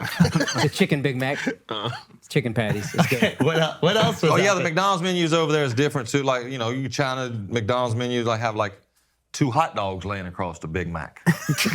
and the hamburger, you know what I mean? It's just, but India, I bet it's crazy too. They didn't, you know. Yeah. We didn't go to McDonald's in India. We did on that last day. We did? Yeah. Neither one of us got shit. We found that fried rice spot. We found some fried rice spot like day 3 of day 7. Yeah. And there was a little hair in his food. A little. You got a whole Indian in there, bro. It was your shit. And again, the casualness of it, bro, was like, you want me to take it out? You just pulled a dreadlock out of your You want me to take it out? That's what I was like, what you mean? He was like, well, what do you want me to do with it? Yeah. Give me a new one. That's how I knew. So what's going on behind the scenes? Nah, man, I'm off that shit. So he didn't eat the rest So of the you food. I didn't didn't eat? eat. No. And I have a diet. Like I'm on a diet all the time. Nah, not What's India, your bro. diet? Yeah, just standard shit. You know, egg whites and liver and No hair. oatmeal. And as long as it's not that. Strictly no hair is allowed. You're not getting none of that in India. No, it was What else? What? just when you remind me of it, it just gives me the hairs in the back of my neck go up. really? No, the best And part I'm a good sport. You know I'm a good sport. I eat all kind of shit in all kind of countries. I've had snake and dog and rabbit. I've eaten it You've all. had dog? Yeah, in China. So you know, look, he's from Apopka, Florida. But look, we flew from obviously India. That's a long flight. Yeah, right, it's to a get there. long flight. So we're trying to get out of there early. We're gonna get a new flight to get up out of there. I can't have my man fly in the back. Trying to get in business. There ain't no business class on the early flight. He's like, fuck it, I don't care. I'll ride in the back. Let's go. No, at all costs. I said, I don't care. It's a 16-hour flight. Tell him how that water and we went. flew over Emirates Business. You know how those flights Yeah. are. I said, y'all can keep all that. Just put me on the next flight home. Mind you, I'm a good sport. I swear I'm a good sport. Put me on the next flight home. I don't care where I'm sitting. I sat right in the middle, in the very back. I had never seen no shit like this in my life. We got to the back of the plane. Bruh, they had a big... The guy with the rickshaw? He was pulling the plane. He was pulling the plane, bro. They had a big ass bottle of water back there, and everybody was just swinging. No! Yeah, man. You're a liar. There's no way. I sat right there. I didn't move. I didn't touch nothing. I sat right here for 16 hours like this. Yo, that's Yes. Everybody was just. Yo, y'all gotta do better, bro. Y'all gotta do better, bro. Come on. This man doesn't even like sharing food. He doesn't even like people sharing food. That must have been bad. That must have been rough. Oh, no. So funny. I'm off it. Oh, And we man. flew Emirates Business on the way. I had my own refrigerator on my seat. On the way back, I'm like, that's straight. Just get me home. Bro. It was different. Okay, what other countries y'all go to? What airline did you fly on the way back? You flew Air India? Shit. Because I don't even do that. No, No, it I was don't like think it so. was Ragley as hell, but whatever it was. Wait, what? Ragley. Ragley. Raggedy. Raggedy's what I was. Not Ragley. Raggly. Shit with Ragley. Yeah, I got it. I'm teaching him a few things. Yeah, I'm learning. Yeah, Tagger. Tagger. Did y'all see the way he was looking at me when I said Tagger earlier? These shits went. I was just trying to figure out what the fuck. I was like, who is this amazing athlete that I've never heard of? Who is Tag? He gets stopped everywhere he ever Bro, goes. I thought it was a horse. I thought it was like a Sea Biscuit? Yeah, it was like Seabiscuit or Tagger or something. Like, how do I not know this amazing horse? Tagger, but now I get it. Yeah. We went to Indonesia. That was interesting. How is that? Oh, then we got our visa as soon as we landed on the runway. We got off the plane, got our visa there. Okay. Yeah, you can do Different. What? Okay. Cost us, I think it was like $2.78 for a visa. Okay. Indonesia. We played in an arena. It was like closed in, kind of like SoFi. You been to SoFi Stadium? Yeah. yet? But it's not really closed in. Yeah. I mean, it was so hot. Yeah. Like during timeouts, I'm trying to sit in the cooler, in the water cooler, so I couldn't do it. Damn near dirt floor, wasn't it? It was damn near. I mean, it was, whatever you want to call that. Indonesia's different too. Were the refs cheating over there too? No, they were happy to see us, Americans. I think Vin Baker, that was a long time ago. Remember Vin Baker was still playing? Who was the old head that went with us? Played for Milwaukee a long time ago, man. These were charity games, or these are just like Just preseason games? like a Chinese group, cats with money. Yeah. We'll put on like a exhibition game. Bring like some ex-retired NBA guys, and then we'll fill out the roster with like our homies or G League guys that are trying to get on, maybe in the Chinese leagues or something like that. You know what I mean? What's the biggest bag you ever got for one of those? Oh man, I get 100 grand, 150 grand maybe. Just for It exhibition. depends on how many games I played. Obviously, you play more. If you play games, you get paid more. Well, that's the way I work at. But I think my man AI, he hits him in the head when he goes over there. Oh, I can Oh, imagine. you have to. For sure. He just for him to show up, he's gonna get some bread. Yeah. But like in China, man, it's crazy to me like how many fans there are in China of basketball. Yeah. I think it's the difference in here in China is like 13-year-olds to like, let's say 35-year-olds love the NBA here, right? Well, they're 10-year-olds to fucking 90-year-olds. They all love NBA. Fucking love it. Wow. Love it, bro. That's really cool. Yeah. And what's their team? Houston, right? I'm sure it'll be Houston because Yao Ming and, they play. And Tracy McGrady's huge over there, too. Yeah. He shuts shit down. Wait, really? Yeah. Like, shut shit down. Did he spend a lot of time playing exhibition games there? Like, why I is he so big? just think because he was big so 'cause he played good. with Yao. Yeah. And played with Yao. And I think he went over there at the end of his career and played a year or two over there in the Chinese basketball What's league. that like? Have you spoken to guys who like went and played there for the year? Yeah. And what do they say? It's They're like, different, but like you can only have 2 Americans on your team. Most of those European teams, you can only have 2 Americans. Yeah. So that's why it's so important for an American guy to get a dual citizenship. Oh, so he doesn't count as an one of American. the- Right. That's interesting. And they only got X amount of money to pay this. The other players. Correct. And would that have been anything you would have considered late in career? No. You don't want to be far from your family. I don't want to do that, but China for me is like a 7-day tops. That's as long as I can stay. Yeah. What happens after that? Well, In your body. I start to die.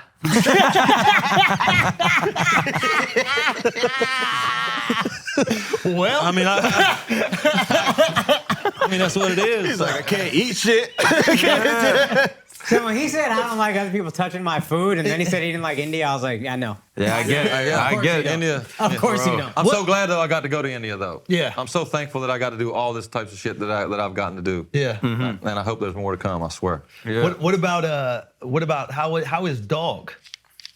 I don't really know. I mean, but I was eating all kind of shit, and afterwards they told me, by the way, you ate such and such and such. Really? Like I said, I'm a good sport. If they put some shit out there, I'll try it. And I know he ain't gonna try shit. You Like, don't- and you then don't- That's crazy. They paid him to try it, and he ain't gonna try shit. And I'm adventurous, so I'm like, well, fuck it, I'll eat it. That's great. He ate dog, but wouldn't eat in India. In the That country. feels disrespectful. Crazy. That feels disrespectful. He didn't know it was dog. Let's give it to him. He didn't know. He didn't know. But you knew.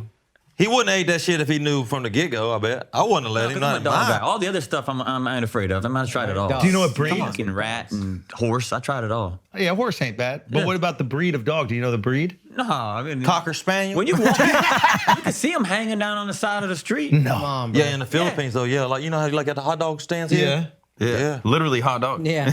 Yeah, The dog just dripping Yeah. blood. Whoa. Listen, man.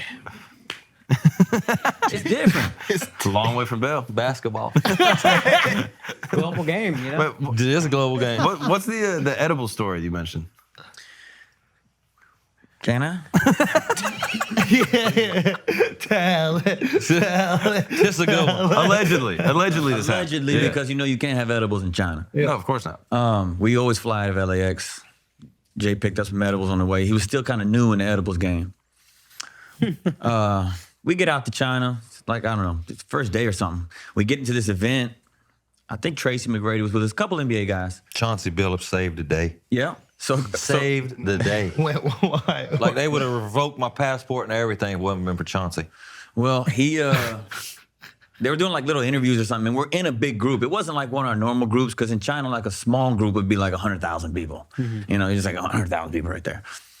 We're in a small little group, and they're like doing little short interviews, and they bring Jay up. But what happened was, before we got out the van, it was his first time doing the edibles. He's like, hey, can you read up? Because we got the internet. He's like, read up how many milligrams I should take. So I'm like reading. It was like little things. I'm like, okay, so if it's your first time, you should probably take like 8 to 10 milligrams. I looked over. He took the whole thing. No. But the whole thing was 4 pieces of whole things. I think he ended up with 200 milligrams or something. Oh my God. On his first rip. Oh, shit. On his first rip. In China. China. I'm way over there, bro. Yeah. Way over there. No matter where you're at, you were in China. After you take 4 edibles, bro. And that's his first rip. So he doesn't So know any better. you just look like you're making fun of them. Yeah. That's right. I was right where I needed to be. Okay, go. We're inside, and I can see he's starting to slow down a bit. I'm keeping an eye on. It's my dog, you know what I'm saying? I'll make sure he don't want to make a bad name for himself. They ask him up to start doing an interview or something, and I can start to see like, oh, he's looking different. And I'm keeping an eye on him like, oh, shit. He gets to one point, he's dribbling the ball, and he's talking to the guy. Oh, he didn't know the ball stopped. It wasn't with him no more. hey, I'm down to 3 more dribbles with no ball. Still giving the interview. And he was on point with it. Yeah, you know what I'm saying? And I'm like, hey, bro. Yo, where's this interview, yo? We need to find this We interview. do. We need I it. think Chauncey stepped in and like started doing his thing, and I took Jay like, hey, let's Get on out of here. take a quick little break, go get you some water. And I got him to the van, and we sat inside this van, and it looked like all the water molecules in his body had been sucked out. He looked like an old catcher's mitt. He was so dry. And he was like, Hey, them things weren't no joke. Like, and I remember like it was yesterday. It was called TKO Punch. Shout out to TKO Punch. Them things. I don't even think they make them no more, dude. No, we have since discovered which one it was, and they don't even make them no more. See, it's And them when we things. found out, the guy in the shop was like, "Oh, I remember those. He said one word: dangerous. Dangerous." Whoa. And you had 2 of the bars? 4X what you're supposed to have. It's only like a little No. square. It's only like a little square, like a 50-cent you're supposed to have piece. like 8 to 10 milligrams. He had 200. Okay. He had like 20 times more than he was supposed to. So what happened? Did you? So we're in the van. I tell you what, I We're in- slept great. For how many months? Got KO'd. We're in the van, but I was the only one in the van. He was looking so far past me, like the look in his eyes. I never seen it before. I never seen it since. I'm like, bro, you good? And he No was just more of like, those, bro. Yeah. And I got a pretty good tolerance, but I would imagine. those things, Do you remember anything? Like from that event, like from taking him to waking up? no, I don't remember none of no, that. I gotta tell him that story. That's how it went down. He Yeah. was So when do you recover? When do you come back on? Oh, probably sometime that evening, I'm saying. Really? Yeah. That fast? Me, dude. If I take too much, I'm gone. Wow. I mean, still high as shit that evening. But You know, like, I was high as giraffe pussy. I'm telling you right now. Which is a dish in China. Bro, the edibles fuck. I remember I was high for 3 days once on edibles, man. Those things aren't no joke. They're not a fucking game. Dribbling without. Yo, dribbling down the ball is crazy. Well, handling that still thing. talking. Yeah. I had to come scoop up like, hey, bro. And the reporter's just so polite, they're not gonna say No, anything. they're not saying a They're thing. always like that. Oh, Nothing. dude. Yeah, it was bad. It was bad, but I was right where I needed to be. If everybody could get to where I was, It would have been life would be better for everyone. Seriously. Seriously. I don't know how long it will be better for them, but it was going to be better for for that them. moment. Yes. It would have been way better. Yes. bro. Oh my goodness. We got, I wanna see this we got two two deck- decks of cards. yeah, that We two need deck- to- yeah, here we okay, go. go. All right, look, which deck you want? I want that one. You shuffle it. Shuffle it till you're ready. You tell me when you're done. Yes, sir.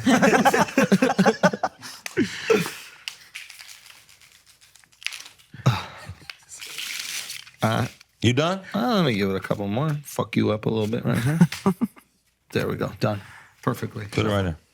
All right, just follow my lead with that deck. Yep. Pick your favorite card Like you're doing it? and just lay it down on the. Don't let me see it though. Oh. And lay it down on the table. Yep. I'll lay mine. Okay. Put the deck down right there. Put it on top. All right, cut it. Put that on top. All right, this time cut it like real deep. Boom. You want to cut him some more? No, it's fine. Okay, take this deck. Pick your same favorite card. Okay. Put it on top of the deck. Okay. I'm going to pick my same favorite card. If we got the same favorite card, I don't think I can show you the rest of the trick. That's the only crazy part about this trick. So, you know, what was your favorite card? Oh, no, man. Fuck. Shit. That's so fire, dude. Holy shit. Type shit he be on. I don't get how that's possible. That's not possible. It's not possible. I don't get how that's possible. I don't get how that's possible. I think you're easy to read, dude. I think that's what you're not understanding. The fuck? Come on, bro. I chose it. I cut it, and then I recut it. You did the whole So trick. you have to know the card. He did them all. He did all of them. All of them. But the other ones, I think, there's math involved. This Yeah, I don't know. is magic. MGM. I don't get that one. I did all the cutting for that. Oh. And I cut it however I want to cut it. So even if I did put it on the bottom so it goes wherever, how do you know my card before I... He's in your head. I think he had it in his hand the whole time. Somehow he just got it at the end, just got it on top. But somehow. I chose it. Can you do it again to him? Well, fucking right. Which deck you want? I'll take this. Shuffle it up. Tell me when you're done. You know what I mean? Yeah, yeah, come on. He handed him over to the, full of color on the side.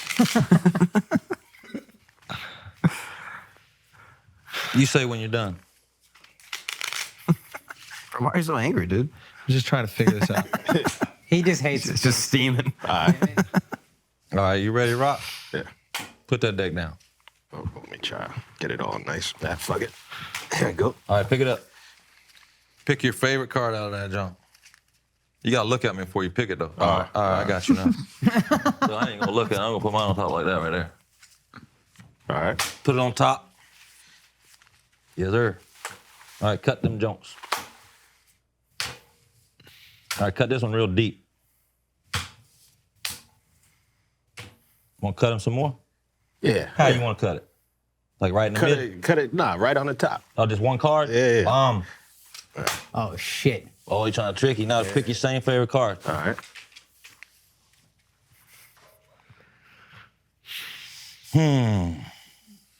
You ain't put it back in there? All right. Now We'll where? just cut the bullshit. Oh, shit.